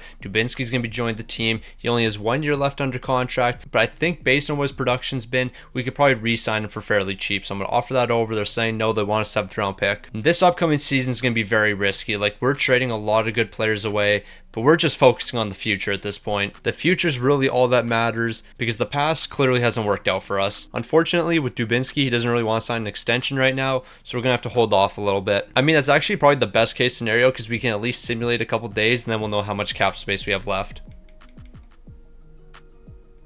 All right, Moncton, we're not doing this. First in the entire league, 63 wins, 15 losses, 4 overtime losses, the best offense, the best defense. Why do I feel like we're going to lose in the first round? I know what's going to happen. Tiny Riley, 91 points. Adams, 89 points. Dubinsky, 84. I don't think you're returning to the team. We don't have the money for you. I checked in on January 1st on how much he wanted. Yeah, he only wanted 18 million. So yeah, I don't think it's going to happen. Brad LaRose, just do your thing. You had 9 shouts this season, a 919 to 227. It is wild how consistently amazing that man has been. There is no goaltender better than Brad LaRose, yet we're never going to win a Stanley Cup with him, or at least until now. I actually should double check to make sure we haven't won a Stanley Cup with that man, because there's a very good chance we have won a Stanley Cup with him. But you know what? We're going to get one this season for sure. You're kidding me, right? This is an actual joke, right? This isn't happening. We're not losing to the Red Wings. We're not losing to the Red Wings. I refuse to lose to the Detroit Red Wings. We're going to beat this team. We're just going to keep on moving here. We're going to keep on keeping on. That's what we should be doing. This is what we should be doing consistently. We're making a 3-1 series comeback. We had our faults during the postseason. We had our scare. No more. We're not going to be scared any longer. We're just going to keep on winning games here. Are we really doing this again? Okay. This team should be way better than this in the postseason. I really don't get it. In the regular season, we're always really good. Like, we're consistently a top 5 team. When the postseason comes around, you would think we're at the bottom of the league. You would think we're the worst team in the NHL. Like, this team is just completely different than what they are in the regular season. We've made it to the Stanley Cup final. Moncton, I need you to lock in 4 more wins. You have the Calgary Flames up next. Give me 4 wins. Like, we can't lose here. I refuse to lose to the Calgary Flames. We're going to win this. We're going to win the Stanley Cup, and Moncton's going to do it. Brad LaRose, you're about to be a Stanley Cup champion. You're going to be hoisting a Stanley Cup this season. He's finally done it. Bro is finally a Stanley Cup champion. He's the only man I'm happy for. No, but real talk, I'm happy for the Moncton Tigers fans. They finally saw this team win another Stanley Cup after years of constant disappointment. Tiny Riley, amazing. Porter Martone, an absolute stud. Amari Frank, amazing. Adams, bro's an absolute superstar. But you know who else is a superstar? This man right here, Brad LaRose. 16 wins, 3 shots, a 920 and a 238. He is spectacular. The greatest goalie of all time. Look at these playoff numbers. Name me one goaltender who has gone on a 5-year run like this. 933, 930, 905, 930, 920. Finally winning a Stanley Cup. He deserves this more than anyone. But this is the beginning of our next dynasty. The first 13 years, we're not even worried about that. We're focused on the next 10, but this is the new dynasty. This is the next dynasty. Dubinsky, I'm not giving you 13.2 million. I'm just not doing that. So you will likely be traded away. But you know what? This team is showing a lot of promise, and I'm excited to see what we're going to do in the future. But I shouldn't even just say I'm excited to see what we're going to do in the future. The future is right now. I'm excited to see what this team is going to do next season. And next season's only like 6 months away. So let's lock in. All right, so what are the odds? 3 straight seasons with a franchise potential player. It doesn't look like it, but Trevor Ray, I'm interested in you. I'm not going to lie. So he's going to get drafted 1st overall, 81 overall. I did notice he was a gem, and I think we're going to make a move for him. Trevor Ray, I think you're going to join this team. Okay, maybe not, because the plan was to trade Dubinsky for him, but I just realized we have no centerman on this team, so we probably shouldn't trade for a right winger. Is there a good centerman in this draft? If there is, I'd probably make a move for them. Medium potential grinder, that's gross with the 2nd overall. No, that is just tough. Also, Trevor Ray, that is the most Trailer Park Boys name I could think of. We get Trevor and we get Ray. Ray knows Ricky LaFleur, so I mean, this is almost a no-brainer. We have to do this deal right here. So we trade Dubinsky away, and then Jacobson becomes our center. Or Marco just stays as our centerman for the 2nd line. There's a lot of things we could do here, but Dubinsky over to the Minnesota Wild for Ray. This is a no-brainer. They want a 7th round pick as well. I don't think we have any 7th rounders, so I have to give you a 6th round pick here. I mean, I could give you a 7th for 2039, but I don't want to do that. Now, Brad LaRose, I don't want you to be worried.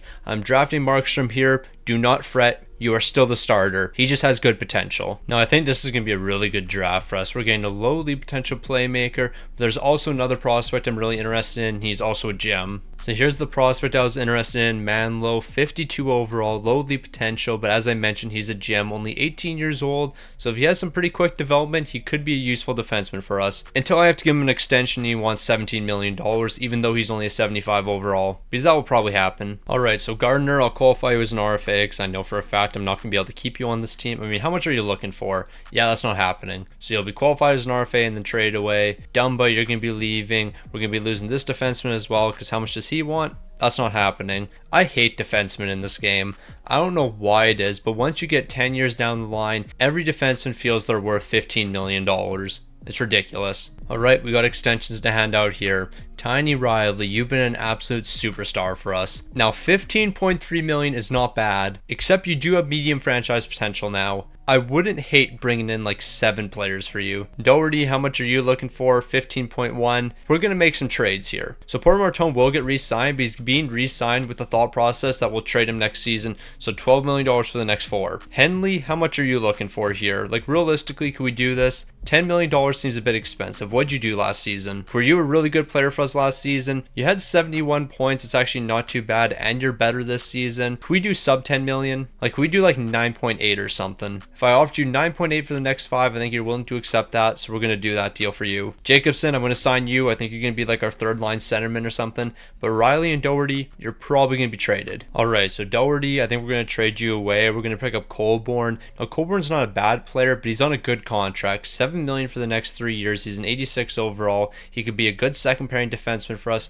We also get 2 second-round picks in this deal. That was a money-made move. You know what? I was taking a look at what's out there. Tiny Riley, we actually should keep you on this team. I can't really get too much for you. Like, you'd be surprised at how very few good players there are in the league right now. I don't know if it's just been something with the draft class quality, because draft class quality is normally where it is, but 13.8 for the next 8. So Tiny Riley, you're going to return to the team here. Henley, you're going to be returning. Jacobson, I'll give you your entry-level contract, or maybe I don't. I might wait one more season. Humphrey, where are you looking for? If we can do sub 2 million, I would really like that, and that's what we're going to do. It's going to be 1.9 for the next 2. And yeah, I believe that's going to be all the big-time deals we have here. I mean, there's a couple goaltenders we should give extensions to, and a handful of them have medium league potential, so let's do that. So yeah, we'll give these goaltenders 2-way deals, 2-way contracts. Okay, so Gardner and a 7th round pick is going to be sent over to Philly. We're bringing in Brooks. Now, Brooks is going to be a really good piece for us because he's cheap. And that is really the only reason. Now, St. Louis has a decent young player here. He's under contract for the next 3 years. He's only a 77 overall,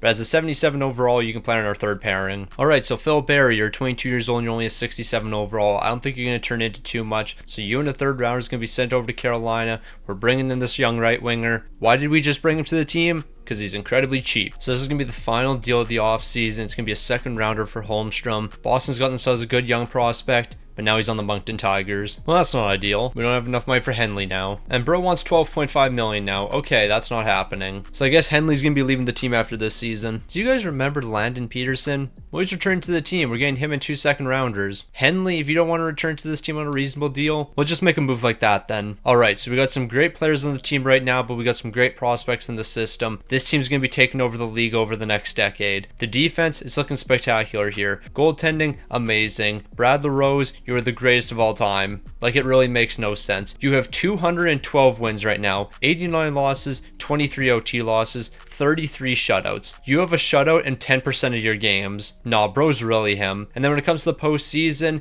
ignore what your record is, because that's honestly not reflective of how good of a goal you've been, but you have 7 shutouts, a 925 and a 236 in the postseason. There's no other goaltender that can compare to that. So it was another fantastic season for Moncton, but only 50 wins. I want to be consistently first in the entire league. Like, I want to be finishing first in the entire league every single season. Marco, you were +1. Bro, how is that even possible? You were an 87 overall. You have an X factor and you're +1. How does that even happen? What a surprise. Brad LaRose. Actually, your numbers weren't as good this season. I was about to gas you up. You took a bit of a step back this season, but you know what? I'm not worried. However, actually, I am worried. We're taking on the Red Wings in the first round. Detroit's a really good team. So I was about to gas up LaRose, but we can't do that. I was about to gas up this team. We can't do that. We have to simulate this series and figure out what this team's going to be doing. There's a very good chance we fall in the first round. And if we fall in the first round, I wouldn't be surprised, but I also would be surprised if we beat this team in 5 games. I'm a little bit shocked at that, considering Detroit won 50 games this season. So now we got past Detroit, but that doesn't mean anything. We still have to get past Tampa Bay. If we can get past Tampa Bay, though, I think we have a clear shot at the Stanley Cup final. Now, whether or not we can get past the Tampa Bay Lightning, we're yet to see. This team's playing really good. Okay, we just allowed 8 goals. But yeah, Moncton's actually playing pretty well right now, and it's kind of scaring me because I feel like we're going to make it all the way to the Stanley Cup final and then get swept. But let's make it to the Stanley Cup final first. Let's actually make it to the conference finals first. We're off to game 7. Like, I'm getting way too far ahead of myself here. We got to make sure that we can make it to the conference conference finals, let alone the Stanley Cup final. Doherty scored and Dumba scored. Of course they did. No, we really lost that. I was gassing this team up, talking about, oh yeah, when we make it to the Stanley Cup final, we're going to have a tough task ahead of us. We didn't even make it to the conference finals. I don't know why I was talking like that. Like, we all knew I was going to lose in the second round there.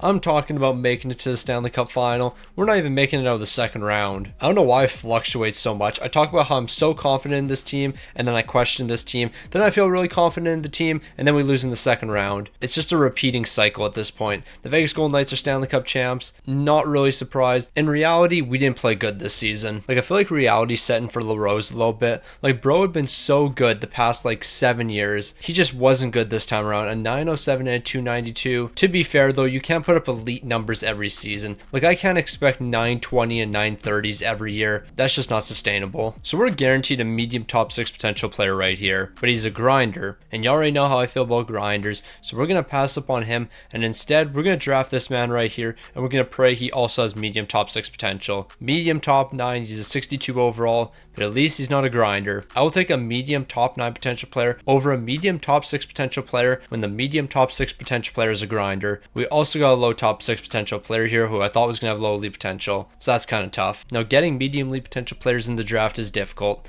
Unless it's goaltenders, then you can get a lot of those. So we've already drafted one Rodin in this video, but we might as well draft another one. Lowly potential offensive defenseman. He was drafted as a gem, so he should turn into a gem. That's great logic right there. Now this is a great situation to be in. Jacobson, it's time to sign you to your entry-level contract. You're an 87 overall. Holmstrom, I'd like to keep you on this team, but we just don't have the money, so I'll qualify you as an RFA, and then we'll probably trade you away. I mean, to be fair, I feel like we've reached that point in the video. We're just going to be qualifying RFAs and trading them away. 99.9% of our moves are going to be done before the re-sign phase even happens. So we have a couple contract extensions to give out. Marco, you're one guy we could bring back to the team. It's you or Spiller. Who do I want on the team? Probably Spiller. He's younger. Marco, I don't really care too much about having you on this team. Yeah, you're a good centerman and all that, but I think we'll just ride your contract. Spiller is like 7 years younger, so keeping him on the team would probably make a bit more sense. However, right now we can't really do the greatest deal in the world. How about I do a modified no trade with him? Okay, we might be cooking here with Spiller. 9.9 million. I'll do 50% team protection, 62% team protection, 75% team protection.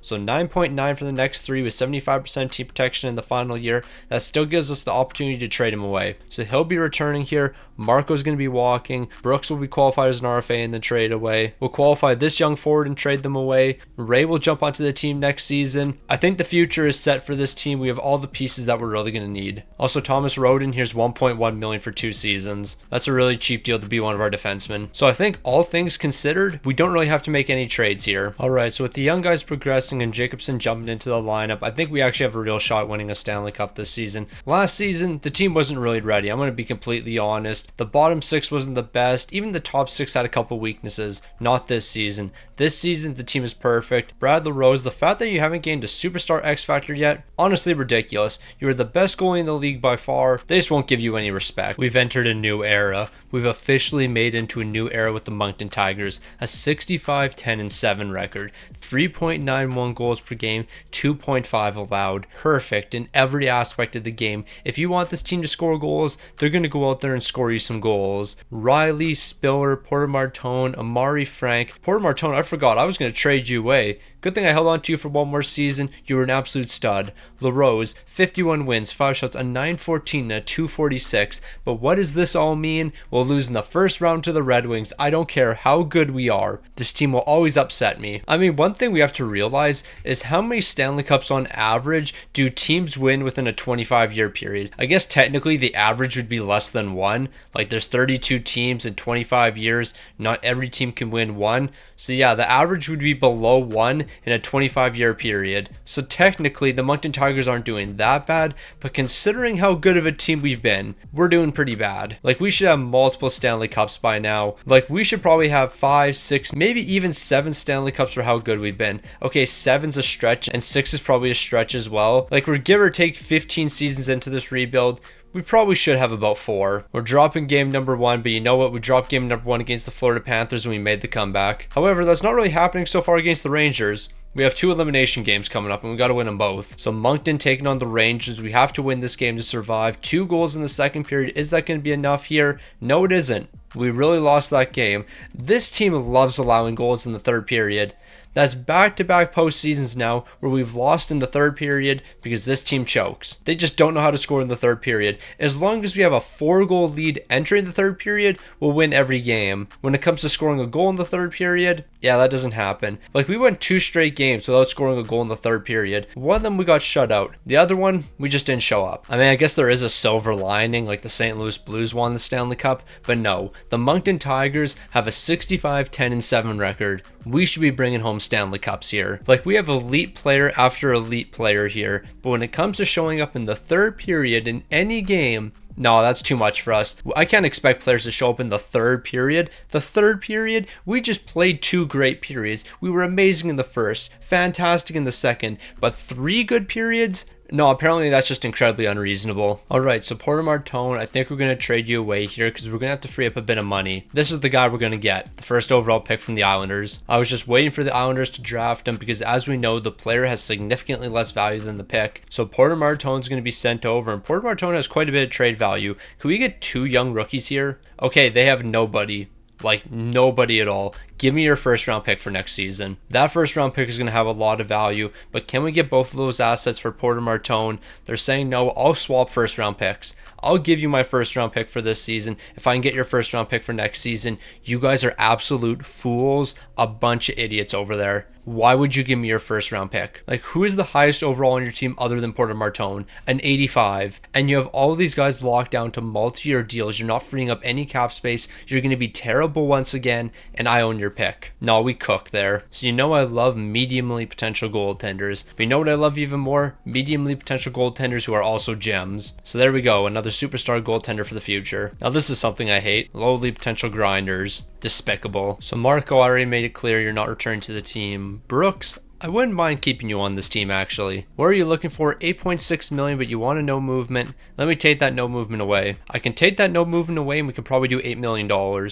So that's not too bad. 8 million's a little bit low, but what if I give you a modified no trade? Like, I can do modified no trade at 50%. That's a little bit low. That's not really improving your interest at all here. So yeah, maybe I won't give you that modified no trade. Instead, I'll improve that to like 8.3 million, and we'll keep you on this team. And then that means we'll end up trading one of our other defensemen away, but that's not really the end of the world. Also, Trevor Ray, here's your entry-level contract. Welcome to the team. Also, do you guys remember Manlow? Drafted him a couple years ago. 1.1 million. Here's his entry-level contract. He's an 81 overall. He can immediately jump into the lineup for us. Alright, so we got 2 guys that need extensions, Hugh and Colborne. Honestly, Hugh, you're probably going to end up getting traded away. Colborne, what are we going to be looking at? Oh, this is a spectacular deal. We actually might be keeping multiple players around, but I shouldn't get too far ahead of myself here, because based on how much cap space we have, LaRose, I'm assuming you need an extension, but Colborne, 6.9 million, you're an absolute legend. So basically the exact same as what he's getting paid right now, but LaRose, he's looking for a deal. And how much is he going to be looking for? Okay, this is actually really good. Brad LaRose, welcome back to the team, but how much time do you actually have left with us? Like, realistically, you're 30 years old. You got enough time left. You got like 3 more good runs in you, maybe even 4. Brad LaRose is going to be sticking around, and we're going to be doing 8.6 million with him.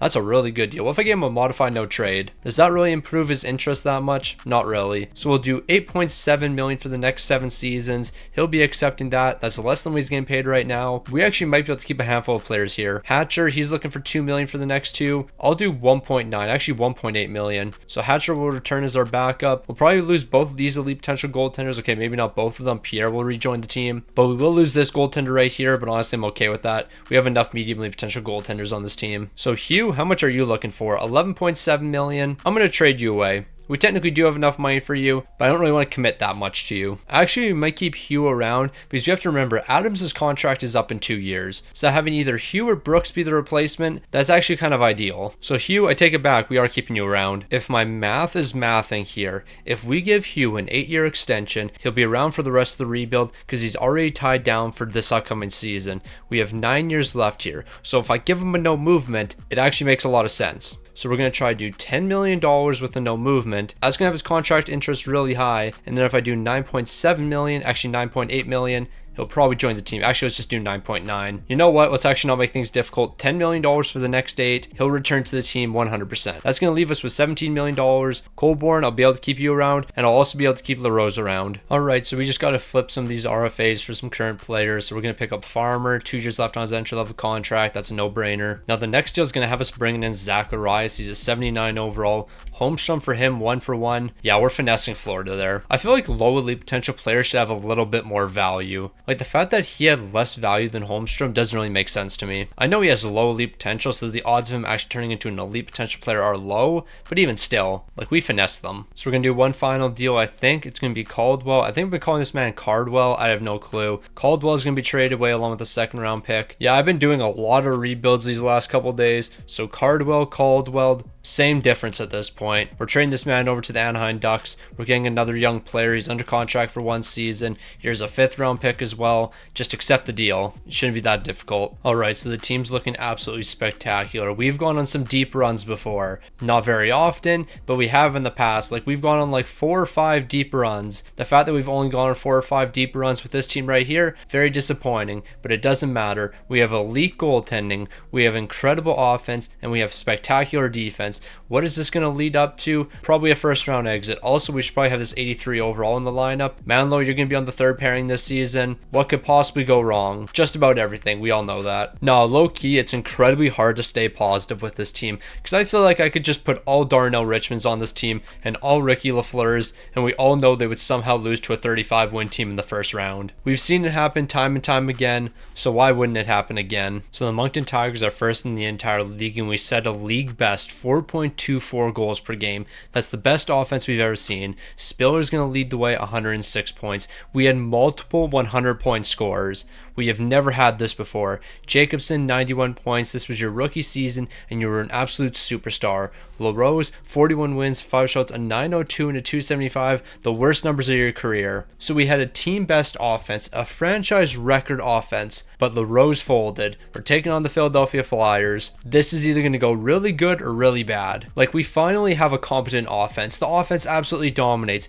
and you're telling me when the offense dominates, that's when LaRose decides, no, I'm going to take this season off. I'm not going to perform as I should. But hold on, he's performing when it matters most. Bro's been pretty solid so far in the postseason. Can we take Philly down? We're allowing 5 goals, only scoring 4, but we're not going to blow a 3-1 series lead. That's not what we do. Nope, the Moncton Tigers don't blow 3-1 series leads. Can you name one time we have blown a 3-1 series lead? I can't, because that's just not possible. The Moncton Tigers would never blow a 3-1 series lead. There is no way we would ever blow a 3-1 series lead. Okay, we actually won. Alright, I was trying to build up a bunch of suspense, and then we would blow a 3-1 series lead, and then I would just go on a massive rant. But no, we actually won that series. So yeah, all that build up was for absolutely nothing. We're taking on Tampa next. Yeah, so us winning that series, not only was it a massive surprise, but I did all that build up for absolutely nothing. I was gaslighting this team so much, and then they actually decided to keep on winning. We took down the Tampa Bay Lightning, and now we're moving on to the New York Rangers. Now, New York, they've beat us a couple times, but that's not going to happen here. The Moncton Tigers are not going to fall to the New York Rangers. We refuse to fall to the New York Rangers. In no universe would we lose to the New York Rangers. Am I using the same method I used in round number 1? Absolutely. There is no way we would lose to the New York Rangers. I told you we weren't going to lose to the New York Rangers. There's no way we're losing to them. No, but real talk, at this point, I just feel like a yapaholic. I just keep yapping and yapping, but it's kind of working out for us. We split the series with the Winnipeg Jets. Moving into Game 5 is going to be a huge one. We stole that one away. Can we steal Game 6? Can we just win this series? Yes, we can. The Moncton Tigers, Stanley Cup champions. After years of constant disappointment, the new era is here. Let the dynasty begin. Then again, I feel like we start a new dynasty like every 4 years, but nope. Tiny Riley, 29 points. Amari Frank, 25. Spiller, 23. Yaskin, 22. Peterson's picking up 21 points. Adams, 21. Jacobson, 20. Bro was a rookie and he did all this. And then goaltending wise, LaRose, you're taking home another Stanley Cup. 15 wins, 4 shutouts, 4 big time shutouts, a 917 to 251. You're a Stanley Cup champion yet again here. You love to see it. LaRose, you deserve these Stanley Cups more than anybody. But you know what? This isn't enough. The job is not finished. We still have a handful of years left in this rebuild, so let's go win a couple more Stanley Cups. Alright, how in the world did the Islanders not completely suck? That team was terrible. I don't know how we're not getting a lottery pick there. Now, the Ottawa Senators just drafted this medium league potential defenseman. He's an 81 overall, and he'd actually be really good for us considering Adams is more than likely going to be retiring in the next couple years. If he doesn't retire, we're not going to be bringing him back to the team. So that means we are going to need a replacement here. So if we can get this medium league potential player right here, it would definitely be worth it. Now, you might be wondering, how are we going to get this medium league potential player? Well, I haven't really thought that far ahead, but I guess we could trade this player right here. 23 years old, he's a 77 overall. I doubt he's going to really develop into anything for us. They're saying no to that package right there. Do you want a future first rounder? Like, I would give you a future first round pick if I have to. I'm actually willing to trade all of our picks for this season. So hopefully this is going to be enough right here. I doubt it will be. They're saying no. We're doing 3 first round picks. 3 first rounders, but none of them are super valuable. I'm saying all this over to Ottawa. They're saying no. I'll give you a second rounder as well. If you say no to this, though, this is basically the best package I can do. But we're getting lucky here, and they're going to be saying yes. Wow, who would have seen this coming? Pop-off, a medium league potential goaltender. Imagine if we couldn't draft medium league potential goaltenders in this video, we would have absolutely nothing. But wait, what if I told you another medium league potential goaltender? Yes, we're drafting this guy 60 picks early, but he's another medium league potential goaltender. So we got 4 players on expiring deals, but really Humphrey's probably the only important one here. What's going to be looking at for an extension? Oh, $9 million. Yeah, that's not happening. I know for a fact this defenseman's going to want 7. What a surprise. So yeah, he's not coming back to the team. I don't even know if I want to qualify you. I guess I can qualify you as an RFA and trade you away. Nukulin, where are you looking for? 2.3. That's not terrible. I could do 2.3 for 1 season. I actually lied. I'll do 2.2 for 1 season. I gotta save the money where I can. Rodin, I'll give you your entry level contract, and then this other defenseman we're just gonna let walk. I mean, I guess I can do this for Sergey, 1.9 for 2 years. He's an 86 overall. You can be our backup. I'm okay with that. And then I'll give this other goaltender's entry level contract, but he's 22 years old and he's only a 66 overall, so he's not gonna be any good for us. Alright, so I've already made it clear Adams won't be returning to the team, so that's gonna free up 13.5 million right there. Peterson, he's probably not gonna return to the team as well. We're just going to ride his contract. So that means Jacobson's going to have a lot of money to work with here. But 14.7 million, I know you're a great player and all, but I'd like to do an 8-year deal. Actually, it would be a 7-year deal. But a 7-year deal, you're looking for 17.7. That's a tough one to get done. So I think we'll hold off with Jacobson a little bit here. I just don't want to commit that much money to him. Okay, this is actually a really good deal. Rodin, 1.2 million for 2 years. Don't mind if I do. You're an 80 overall. You can play some third pairing minutes, and at that price tag, we're not going to beat it. All right, so we only have to make one move here. We're going to be picking up Hart. Chris Hart, not Carter Hart. I thought we got the reincarnation of Carter Hart, and I was a little bit concerned about that. But all you have to know is we got a centerman here who's locked down for the next 2 seasons. Now, it's a new era with the Moncton Tigers, and I don't really want to get too gassed up with this team. Although we look absolutely incredible from top to bottom and have virtually no weaknesses, what are we doing? Nope. LaRose has to be the starter. We are not disrespecting that man like that. Yeah, we have 2 87 overalls, and that's really good for us, but LaRose is clearly the starter here. I don't care if this man sits the entire regular season. Once the postseason comes around, he's the guy we're relying on. No, but the fact that the CPU said we're going to have LaRose as the backup this season, that is so incredibly disrespectful. That's one of the most disrespectful things I've seen in a while. This new era of the Moncton Tigers is incredible. A 59, 15, and 8 record, the best offense and best defense in the entire league. Tiny Riley, 111 points. What an acquisition that was for us. Spiller, 104. Trevor Ray, 97 points. Jacobson, 86. Look at all the point of game scores. We've never had this many before. And then when it comes to goaltending, Brad LaRose, of course you're going to be the starter. 5 shots, a 920 and a 216. This team's bound for another Stanley Cup. We got the Florida Panthers in the first round. Nobody's stopping this team. Brad LaRose is absolutely locked in. The offense is looking amazing. A shutout in game number 1. That's what we were looking for. We dropped game number 2, but a shutout in game 3. Nah, this is a Brad LaRose masterclass. This man's the greatest of all time. You cannot convince me Brad LaRose isn't the GOAT. I might even take it to the point, Brad LaRose, you're better than Ricky Lafleur. I said it. You heard me right. I said it. Brad LaRose, a better goalie than Ricky Lafleur. We've reached some wild times. Also, I was going to look at the playoff bracket, but you know what? Brad LaRose, you're putting on an absolute masterclass right now. I want that masterclass to continue. But there's been 2 games where you've allowed a ton of goals. That's back-to-back games now. All right, we're facing elimination. Brad LaRose, I might have been gassing you up a little bit too much because you've had 2 incredibly bad games against the Tampa Bay Lightning. We can't allow that to happen again, so we're going to have to lock in the third period to steal this game. 5 goals is going to be more than enough for off to game 7. Brad LaRose, I gassed you up enough. I even said you're better than Ricky Lafleur, so you have to bring home a Stanley Cup this season. There's no other option. It's Stanley Cup or bust for Brad LaRose. If he wants to be in the same conversation as Ricky Lafleur, he needs to win this game right here, and that's exactly what he's doing. We're off to the conference finals.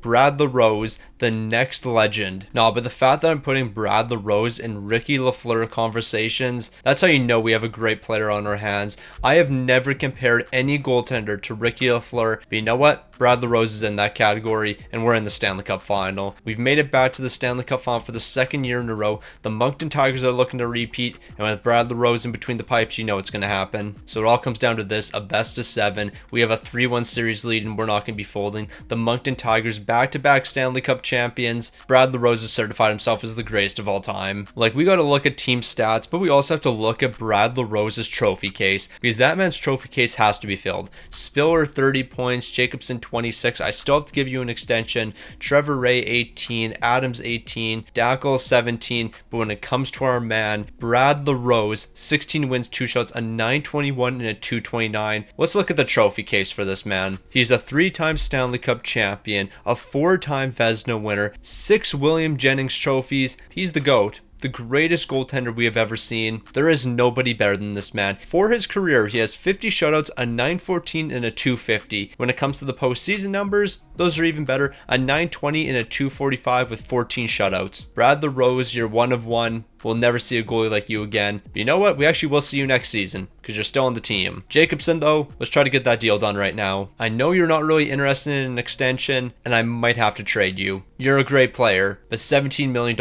is kind of wild. Of course, the Islanders suck this season. They get the 3rd overall. The year that we don't have their draft pick, they're incredibly bad. No, it's rigged. No, it's a sad day. Incredibly sad. We didn't get a mediumly potential goaltender. How the mighty have fallen. Now, Jacobson, I was fully prepared to trade you, but I think you knew that. I think you realized I was ready to trade you away. Not anymore. We're going to be getting an incredible deal done. We're going to be doing sub 14 million. We'll do 13.9 million for the next 7 seasons. Jacobson's sticking around. You'll love to see it. Peterson, you're going to be walking here. Pedersen, whatever you want to call him. It's the same difference to me. Farmer, Nikulin, both of you guys are going to be walking here. We'll sign these rookies, then we're ready to roll. I take that back. There's one guy we have to sign. Champion. We'll do 1.3 for 2 seasons. And I also guess we can give this goaltender his entry-level contract, but I'm not sure if we can actually afford to keep all these goalies on the team. We can't. We don't have enough roster spots for goalies. We have too many under contract. So yeah, this 74 overall, he's going to hit free agency unless we cut somebody. We have way too many goalies here. I'll just cut this goaltender right here. Yeah, we'll buy that player out. It's going to cost us $325K. I'm okay with that. So yeah, by doing that, we can keep Gray around. 74 overall, 21 years old. He's somebody we should keep on the team for sure. So I just realized something. Adams retired. Yeah, after winning that Stanley Cup, he decided to call it a career because we can't even offer him a contract extension. So bro really said, nah, I'm done. I'm retiring on top. We won back-to-back Stanley Cups. Now it's time for me to call it a career. Okay, so plain and simple, with the way Spiller's been playing, he has to come back to this team. He's one of the critical pieces for this team's future. $18 million though. Not a big fan of that. With a no movement, what would you be willing to accept? We could probably get him down quite a bit. Like, we could probably get into the $15 million range. If we did 15.8, he's almost willing to accept that. If I give you a no movement, that increases your interest quite a bit. So we do 15.5. I think 15.5 is fair, but I'm going to do 15.6. So 15.6 for the next 6. That keeps him around. Trevor Ray, we're going to be losing you. Manlow, we're going to lose you. Lyles, we're going to lose you. I mean, at the end of the day, we just qualify you guys and trade you away. Zach Rice, I will keep you around though. 1.9 for 2 seasons. That's a good deal. All right, so we've gone to free agency, and at this point, I'm just trying to find really cheap players. We found Hayden. 1.3 wouldn't be enough. How about I do 1.4? 1.4 for 2 years.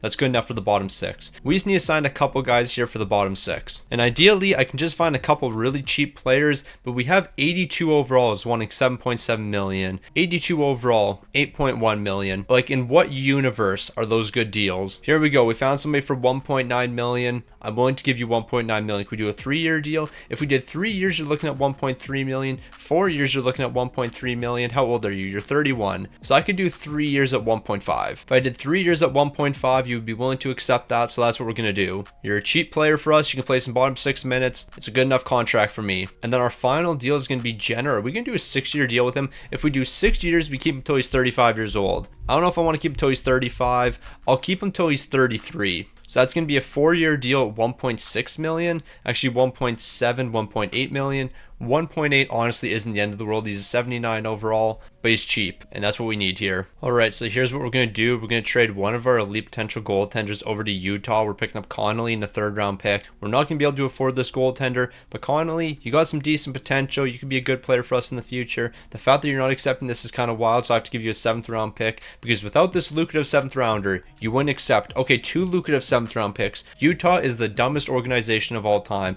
They won't accept this unless they get 2 lucrative 7th round picks. Ridiculous. So we're back-to-back Stanley Cup champs, and we're looking for a 3-peat this season, and there's no reason we shouldn't be able to 3-peat. The team's still looking amazing. LaRose is still the starting goaltender. Nothing's going to go wrong here. So the Moncton Tigers are first in the entire league once again, but we got a little bit of competition from the Edmonton Oilers and Vegas Golden Knights, but we're still at the top here. We're actually tied in points with Edmonton, but we're definitely a better team than them. Tiny Riley, a career season from him, picking up 121 points. Trevor Ray, 110. The fact that we're trading this guy away, it's going to hurt. Amari Frank was great. Jacobson was fantastic, but only 71 points from Jacobson. Of course, he's going to be regressing a little bit right after we paid him. When it comes to goaltending, though, one man we can always rely on, Brad LaRose. Bro's really him. I've been gassing this man up constantly, but you know what? He deserves it. Like, I want you to name a better goaltender than Brad LaRose. Look what this man has done the past decade, and name one goaltender who could do more. I don't think you'd be able to. We are currently down 3-1 against the Boston Bruins.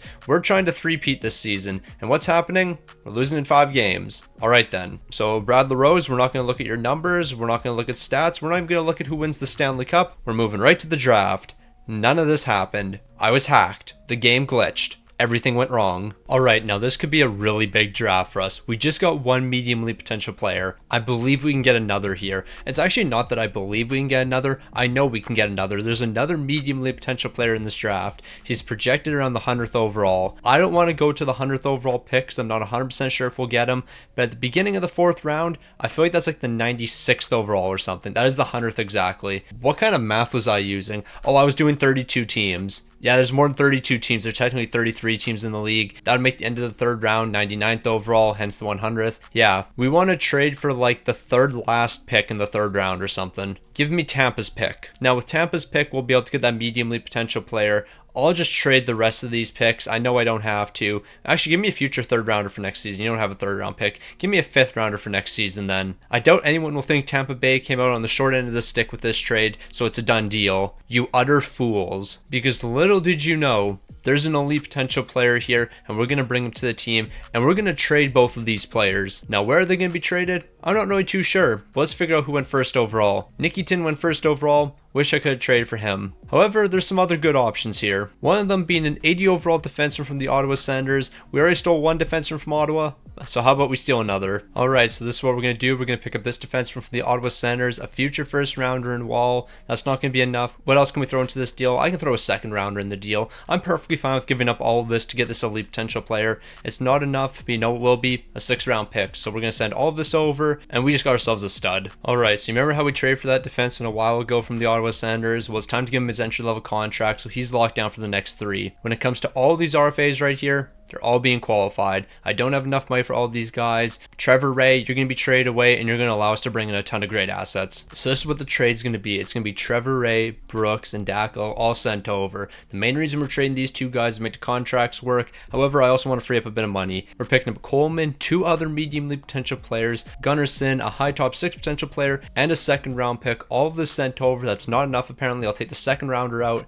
That's a huge deal for us, but we got a ton of great assets there. Alright, so we have some deals to give out. Yaskin, I'm going to keep you around. You're a great defenseman for us, depending on how much you're looking for. Can we do 15 with a no movement? I feel like 15 with a no movement's a pretty fair deal for you. You're a great defenseman and all. A no movement seems pretty fair for you. So yeah, 15 million for the next 6. He's sticking around for the rest of the rebuild. Amari Frank, more than likely you're going to have to walk here. We're not going to have the money for you. We're going to trade a couple more medium league potential players away. We're going to be in a really good spot for the future. Also, Champion, you're going get a 2-year extension at $1 million. You're an 81 overall. You're good enough to be our backup. All right, so we have to trade a couple more RFAs away, so that's what we're going to do. Lyle's in a second round pick over to the LA Kings. We're bringing in a medium-league potential player who's like an 86 overall. He can play some good minutes for us. Here's a third round pick as well. I don't really care what we have to give up in this deal. I'll give you a first rounder if we have to. I don't really want to. Here's a third and fourth rounder. Just accept the deal. It's kind of stupid that we had to give those extra draft picks, but you know what? Way she goes. Now with our next deal, Manlow, he's qualified as an RFA, but we're going to trade him away. One of the medium-league potential players we just drafted is going to be shipped out as well. We're going to be picking up this great young player from the Washington Capitals, and once we get this deal done, we're ready to win another Stanley Cup. We're forgetting about what happened last season. It's all about the future. Okay, Rodin has been by far the greatest defenseman because he always accepts really reasonable deals, so we're going to keep him around for another 2. We also have 2 Rodins on the team, so maybe I'm getting them mixed up. This Rodin wants $6 million, so yeah, we don't like him as much. They're also both T Rodin, so yeah, shout out to the bros. So from here on out, we're probably going to be keeping 5 key forwards around and 3 key defensemen. Other than that, we're just going to be flipping RFAs because almost every RFA on this team is going to have medium league potential, so we can just flip them for young rookies. The team's in a really good spot. We have a great goaltender. LaRose, you're 33 years old. You've dropped to starter potential. The fall off is near. Bro's going to start declining here. We don't really have a backup goaltender in place. Markstrom, you're an 83 overall. Maybe you're going to be taking over. Who knows who's going to be taking over here? It's probably going to be Champion. It could be Gray though. Gray's only 22. We're going to have to decide on our future goaltender. LaRose, you're at the end of your career, but you know what? You're going out on top. Let's get you a couple more cups. All right, I think Brad LaRose did something historic this season. 62 wins,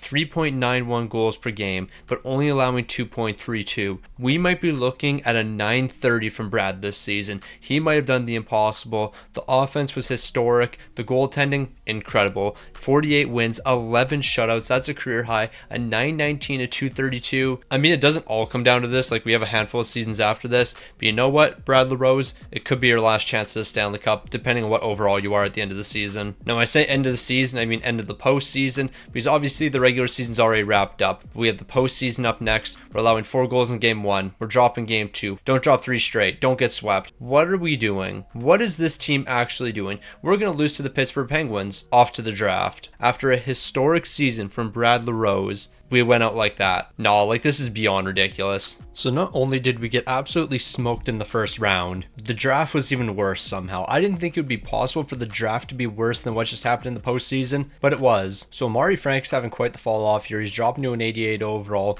so we're certainly not going to be bringing him back, especially at $15 million. Bro's wildin'. Gov, $9.2 million isn't bad for you, but you only want a 2-year deal, so I'm probably going to say no to that. Gunderson, you're looking for 3.1, which isn't bad, but I just don't see you being a part of this team's future, so I'm going to qualify you as an RFA. Hart, can we do a cheap deal with you? What are you going to be looking for? Yeah, that's not happening. We'll trade you away. So yeah, qualifying RFAs and trading them away. So we do have $13 million in cap space, and Gilbert, I'll do this deal for sure. You're 19 years old. I can lock you down for a handful of years here. I'll give you a no movement as well. If I give you a no movement, that increases your interest quite a bit. So if we do like $10 million, we're going to do in the $9 million range for him. We're going to be looking at 9.7 for the next 6 seasons. What an absolute steal. And because of all that extra cap space, can we really afford to keep anyone else around? I doubt it. We're just going to check these guys. They're looking for $7 million, $8 million, $5.7 million. Yeah, we'll write out their contracts and trade them away. But with all these RFAs right here, we'll go make some moves. So Gray, I'll keep you around for 2 years at $1.375 million. That's a really good deal.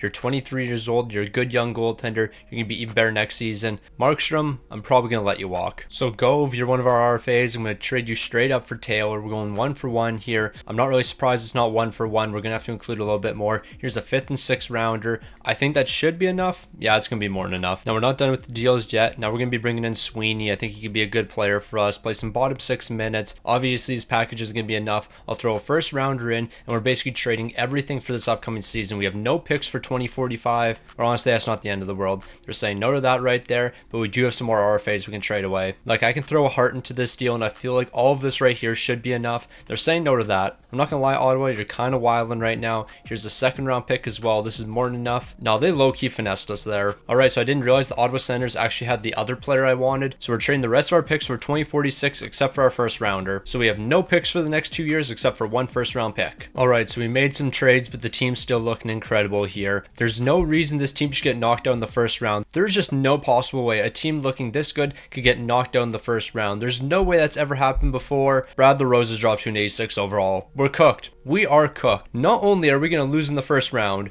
we're going to get swept now. Brad LaRose, things haven't really gone your way the past 2 postseasons, and I can guarantee they're about to get worse. We're getting swept here, aren't we? No, I was really about to give that whole speech like, there is no way a team like this would ever lose in the first round. It's never happened before, knowing it's happened the past 2 seasons. But now that I saw Brad LaRose decline, yeah, we're getting swept. There's no way this team's going to be competitive whatsoever. So we finished first in the entire league the past 2 seasons, and it didn't work out for us. So finishing third in the entire league, honestly, that could be the move for this franchise. Tiny Riley, 92 points here. Spiller, 69. What happened to this team's elite offense? Like, seriously, these guys used to be scoring goals like crazy. Now we suck. We can't score. Gray took over as the starter, but you know what? LaRose, I'm giving you one last run. You might have lost all of your X factors. You might be 34 years old, but I'm giving you the crease one more time. I am giving you the net one last run. You get one more run with this team, and then you'll be traded away. Until I decide LaRose is no longer capable for us, he gets the crease. He gets the crease one last time,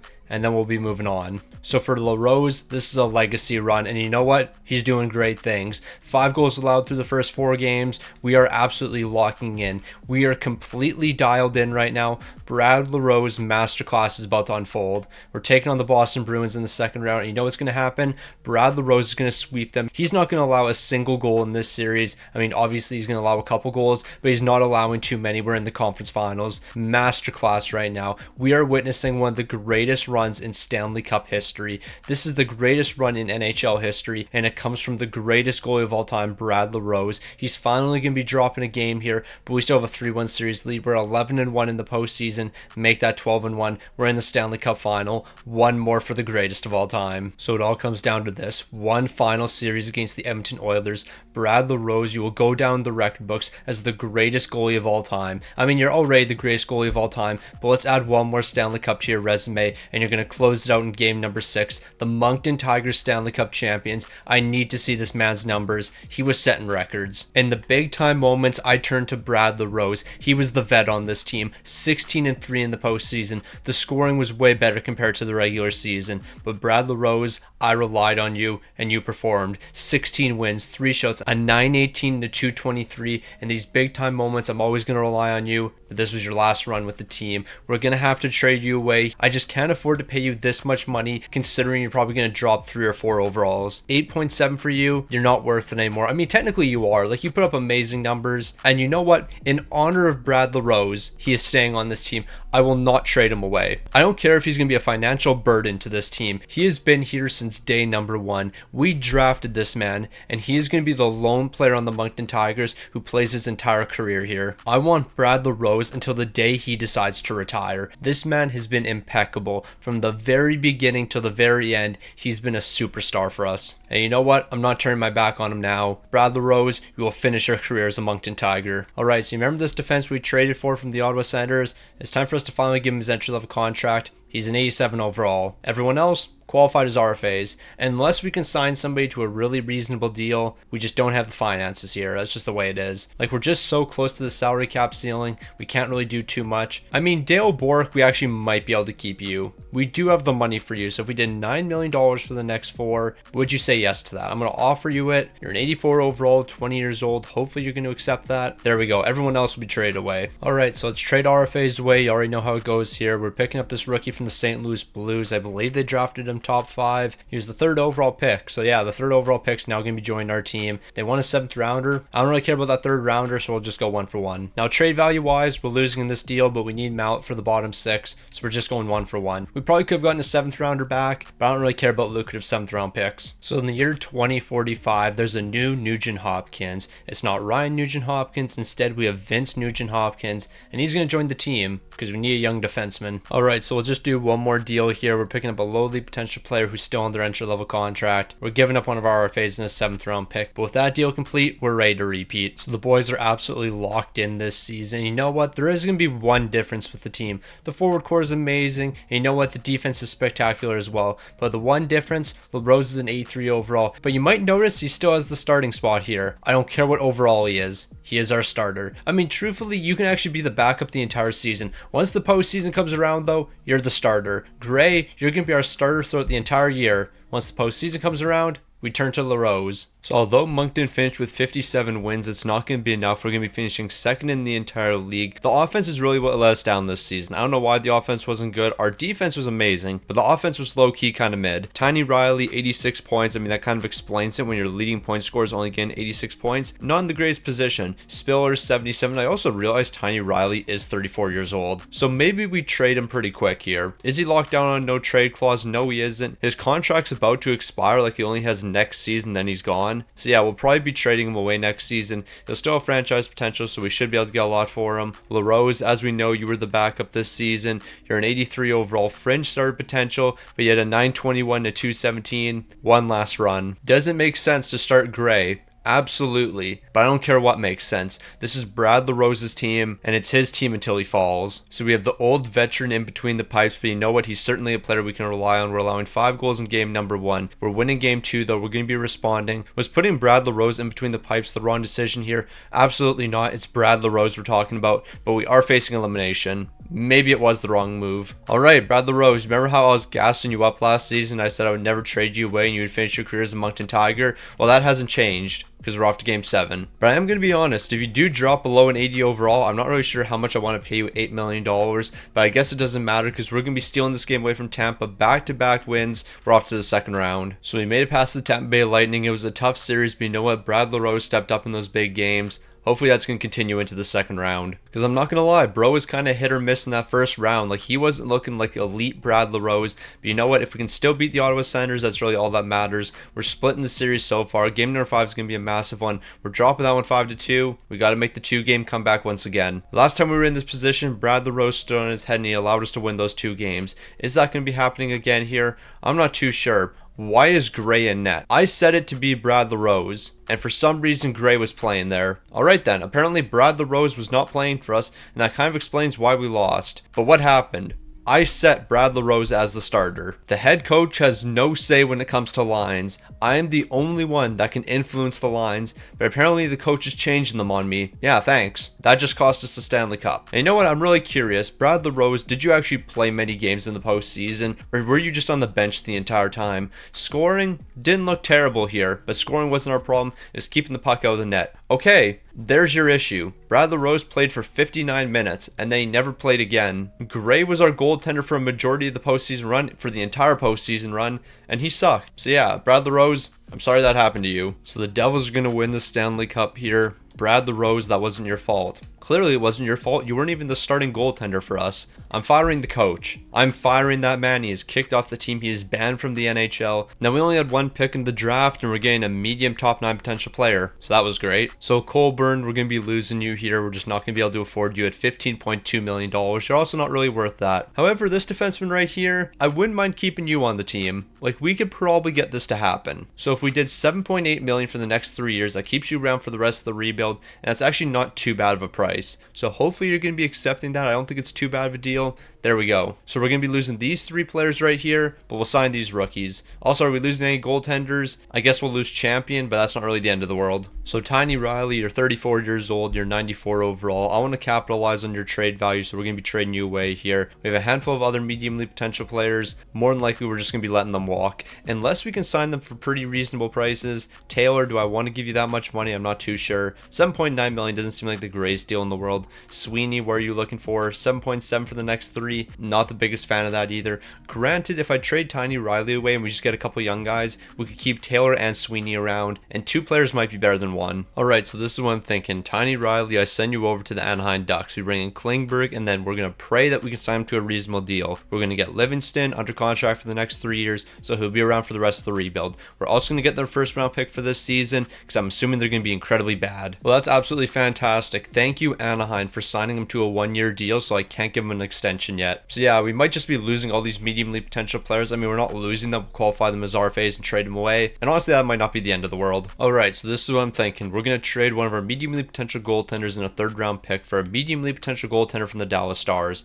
Now we're going to be able to re-sign this guy for like $3 million, and then in the future he'll probably be our starting goaltender. Brad LaRose, I refuse to trade you, so you're going to stick around for the rest of your career. Okay, so originally I was thinking we would just give him $3.4 million, but we actually don't have $3.4 million for this season, so maybe I don't sign him for this season. Or I give him $1 million for the next 2, and then we re-sign him on a 1-year deal in his final season. Hopefully that works. Also, in case you thought I was kidding, no, we are literally firing our head coach. Now, I will say one thing I will never understand with this game is you can have left and right wingers who have significantly better face-offs than centers. Like Dale Bork, 22 years old, he's still getting better, but his face-off rating is a 79. We go over to Taylor, who's an 86 overall, who's actually a center, and he only has an 83. How is it only a 4-point difference? Dale Bork, I know you're a left winger, but you can play center for us this season. We go to Sweeney, 84 overall, left winger. What's his face-off? 79 as well. These guys can play center for us. Like, they can take face-offs, they can play that role. Defensively, we're still looking amazing here. Ignore the fact that we have a 74 overall. But yeah, this isn't happening. Nope, LaRose is the backup. We all know this. So the Moncton Tigers are back to first in the entire league, and we got the offense rolling, 3.9 goals per game,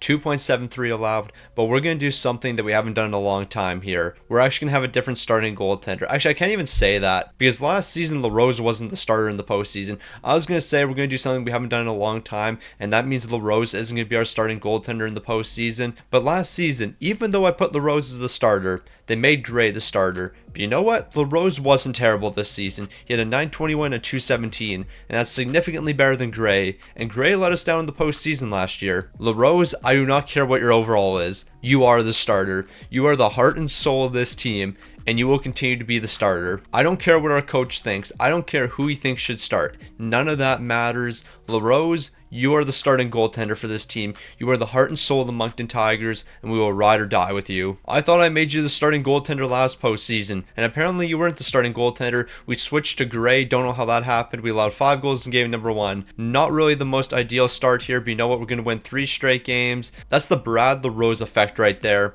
We're moving on. And then let's just double check to make sure Brad LaRose actually was the starting goaltender, because you never know what this game's going to do. Even though the CPU should have no effect on the lineups we set, you really never know who's going to be the goaltender. Why? Why is it Gray?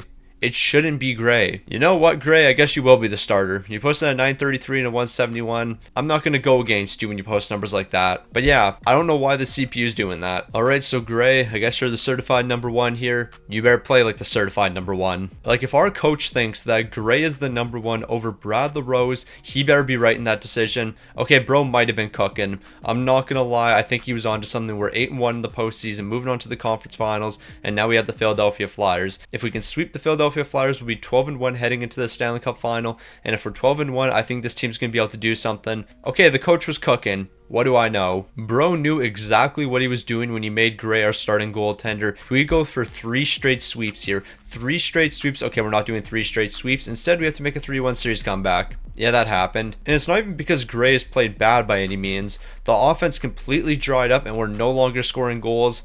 This team just quit scoring goals. We're down in 5 games. That's a tough one. That's real tough. The Moncton Tigers should have been Stanley Cup champions. There's no reason we shouldn't have been Stanley Cup champions here. But in the most important games of the postseason, we stopped scoring. Jacobson, 24 points. Spiller, 24 points. Coleman, 20 points. I guarantee you all of these guys had 20 points heading into the Stanley Cup final. Coleman probably didn't pick up a single point. Spiller, he probably only picked up 4. And then Jacobson probably only picked up 4. When we needed some big players to score some big time goals, they all disappeared.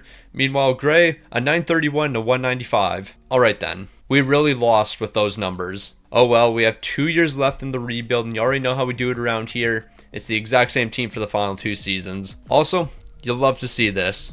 You really do. Alright, so Liam Klingberg, I am going to keep you around here. You know what? We actually should be able to do a really cheap contract with you. I'm thinking probably $14 million with a no movement. I mean, $14 million isn't cheap, but if you give him a no movement, is he willing to accept that? Yes, he is. And we're actually going to be able to do significantly less than that. Could we do $13 million? We're going to be looking at 13.5 for the next 7. So Klingberg's sticking around 13.5 for the next 7 seasons. It's basically only $300K more than what he's getting paid right now, so that works for me. Okay, do we take a risk here? Do we trade up in the draft and try to get Andrew Lowe? You know what? We were going to do this earlier in the video and we decided not to. This time we're actually going to do it. If it works out for us, amazing. If it ends up being a massive bust, well, I guess that's just the way she goes. The second overall and a future second rounder isn't enough here. I guess I could give you the 32nd overall. Actually, I'll just give you the 65th overall. So is this going to be enough? You know what? Let's just get disappointed. Let's be disappointed here. We'll simulate the pick and we'll see it's a franchise potential player. I'm so happy we didn't make that trade. All right, so I've decided we're not going to draft somebody with the second overall pick. Instead, we're going to trade for Yakupov. He's under contract for the next 3 seasons. It's going to be 2 after this season. It's technically finished up. But the one thing you have to know about Yakupov, he's an 87 overall. So yeah, we're going to have an 87 overall locked down for the next 2 years on this entry level deal, as well as getting a future first round pick. Now that future first rounder is going to be incredibly useful because it's going to skyrocket in value once the draft is done. Then we're going to trade away and get a ton of great assets. So I'll throw a 3rd and 4th rounder into this deal and that should be enough. Okay, what do you actually want? Like, I mean, this is a fair deal. I'll give you multiple second rounders, I guess. Like, do you really want these second round picks? Not really. We're a little bit off in value here. Here's a 5th and 4th rounder.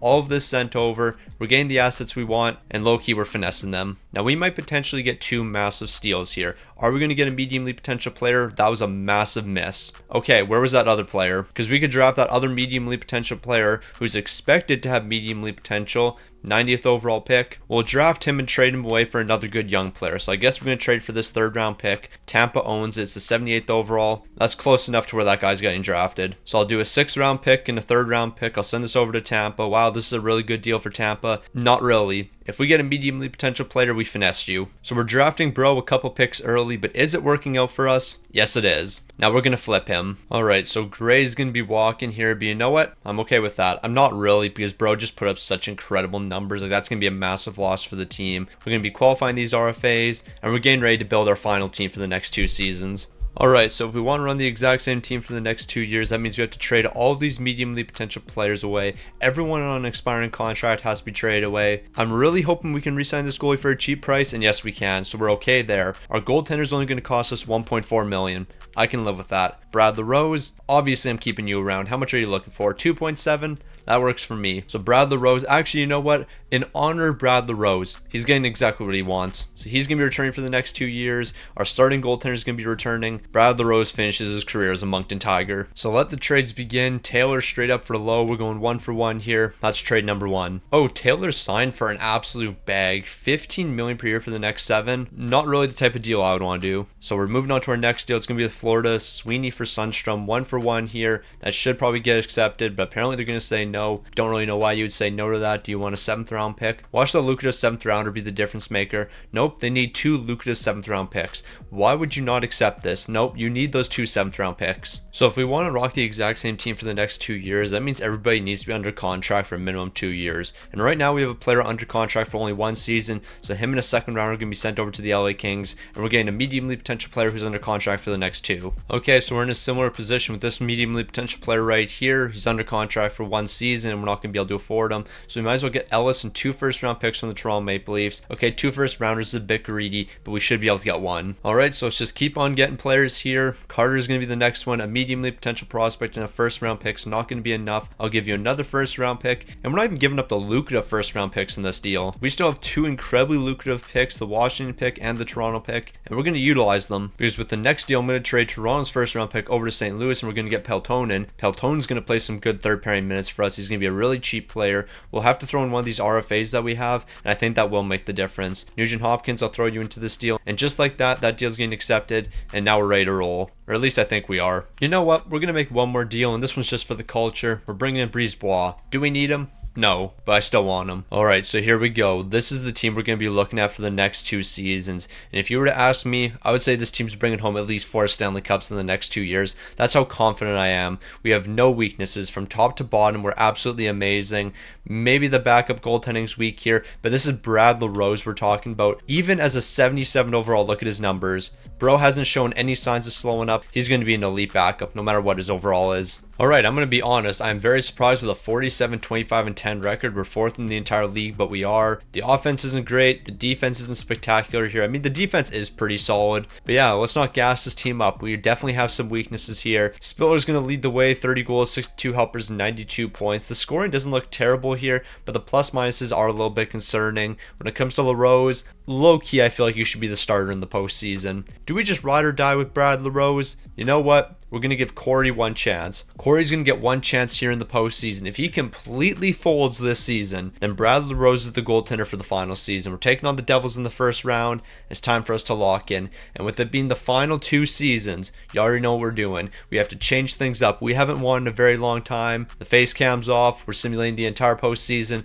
Let's go get ourselves a Stanley Cup. We're going to watch the Moncton Tigers win some games here, and we're going to watch this team bring home a Stanley Cup. We have a 3-1 series lead on the New Jersey Devils. We're dropping game number 5, but that's not the end of the world. We'll close it out in game number 6 here, and that's exactly what we're doing. We're moving on to the second round. We got the Ottawa Senators up next. Now, the Ottawa Senators, they're a pretty solid team, so we can't sleep on them, but we're going to be shutting them out in game number 1. 8 goals allowed in game 2. Yeah, it's not really ideal. We have not been playing great defensively, but who cares? We're in the conference finals. We've made to the conference finals. The Washington Capitals are up next. We're starting it off with a shutout. Low-key, Corey's been holding it down for us. Another shutout. We're in the Stanley Cup final. The boys are ready to roll. We have the Nashville Predators. 4 more wins and we're Stanley Cup champions. And then the Moncton Tigers are going to finish it off by going back-to-back. Moncton, I need you to lock in here. Let's pick up one more Stanley Cup. All we have to do is win 4 more games. 4 more games and we're Stanley Cup champions. We're winning game number 1, but we're dropping a couple here. Can we win in game 7? We lost game 7. We lost in overtime. Did we blow a 3-1 series lead? I don't think we blew a 3-1 series lead.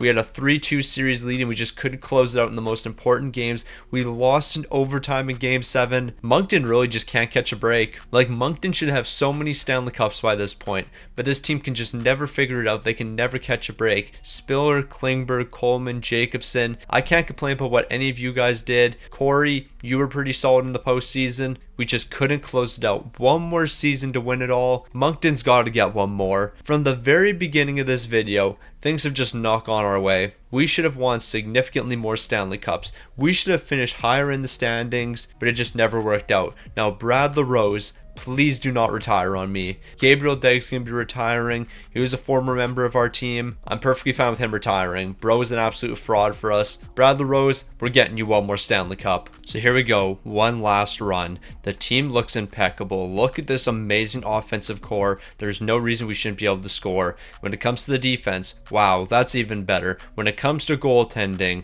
where's our man? What are we doing here? We are not sending Brad LaRose to the AHL. That is incredibly disrespectful. Brad LaRose is not an AHL player. He's a Hall of Famer. No, this is ridiculous. Honestly ridiculous. We are not putting Brad LaRose in the AHL. What are we talking about here? No, Helmer can go to the AHL. No one cares about him. We care about Brad LaRose. He is the GOAT, the greatest of all time. He has broken record after record. He deserves to finish his career in the NHL, not the AHL. What are we talking about here? So here we go. One final run. We won 60 games and we were second in the entire league. You gotta be kidding me. I was fully convinced Moncton was first. Nope. We finished second with 60 wins. This team is complete and utter frauds. We have somebody who is -1 on this team even though they're 89 overall. How in the world does that even happen? Brad LaRose, 7 wins this season. You're a 75 overall. You still posted a 917 to 254 though. Bro continues to put up somewhat decent numbers even though he's a 75 overall. You already know what we gotta do here. Now we actually have to be incredibly careful here because of something added in NHL 25, which makes absolutely no sense to me. If we accidentally, okay, hold on, we actually have to win in the first round. What are we doing? Okay, yeah, we don't have to be careful anymore. We lost in the first round. So the Moncton Tigers, yeah, that happened. Nah, but let's just look at the history book real quick. Brad LaRose spent 16 seasons with the team. That's going to be the most all time. Isaac Hughes, he's playing 1,230 games. That's going to be the most all time. Spiller, 449 goals. When it comes to assists, that's going to be Will Adams, 708. All time in points is going to be Tiny Riley. No surprise at that. 1,088 points. Jacobson's going to be picking up 740 penalty minutes. And then when it comes to goaltending stats, where I knew Brad LaRose is going to lead the way in wins, 526. He's also going to lead the way in shutouts, and that's going to be 77. When it comes to the entirety of the NHL, Austin Matthews, 1,873 games played. When it comes to goaltenders, that's going to be Dustin Wolf, 1,846. Most goals is going to be Connor Bedard, 1,241. So bro is an absolute stud. He's going to end up finishing with 2,285 points, but of course, Wayne Gretzky is going to still be at the top when it comes to points, and he's still going to be at the top when it comes to assists. But Connor McDavid put some pressure on him. Not really. 1,229 assists. When it comes to wins, we're going to see Marty Brodeur. The fact that we're not seeing our man Brad LaRose up there, incredibly disrespectful. We're not even seeing him with shutouts. Yeah, this was an incredibly disappointing 25 years. The Moncton Tigers, a historic franchise, they should have been able to do so much over the past 25 years, and they did do a lot. They did a lot of folding. I don't know how this team lost so consistently. It was low-key impressive. They did the impossible by letting me down so often.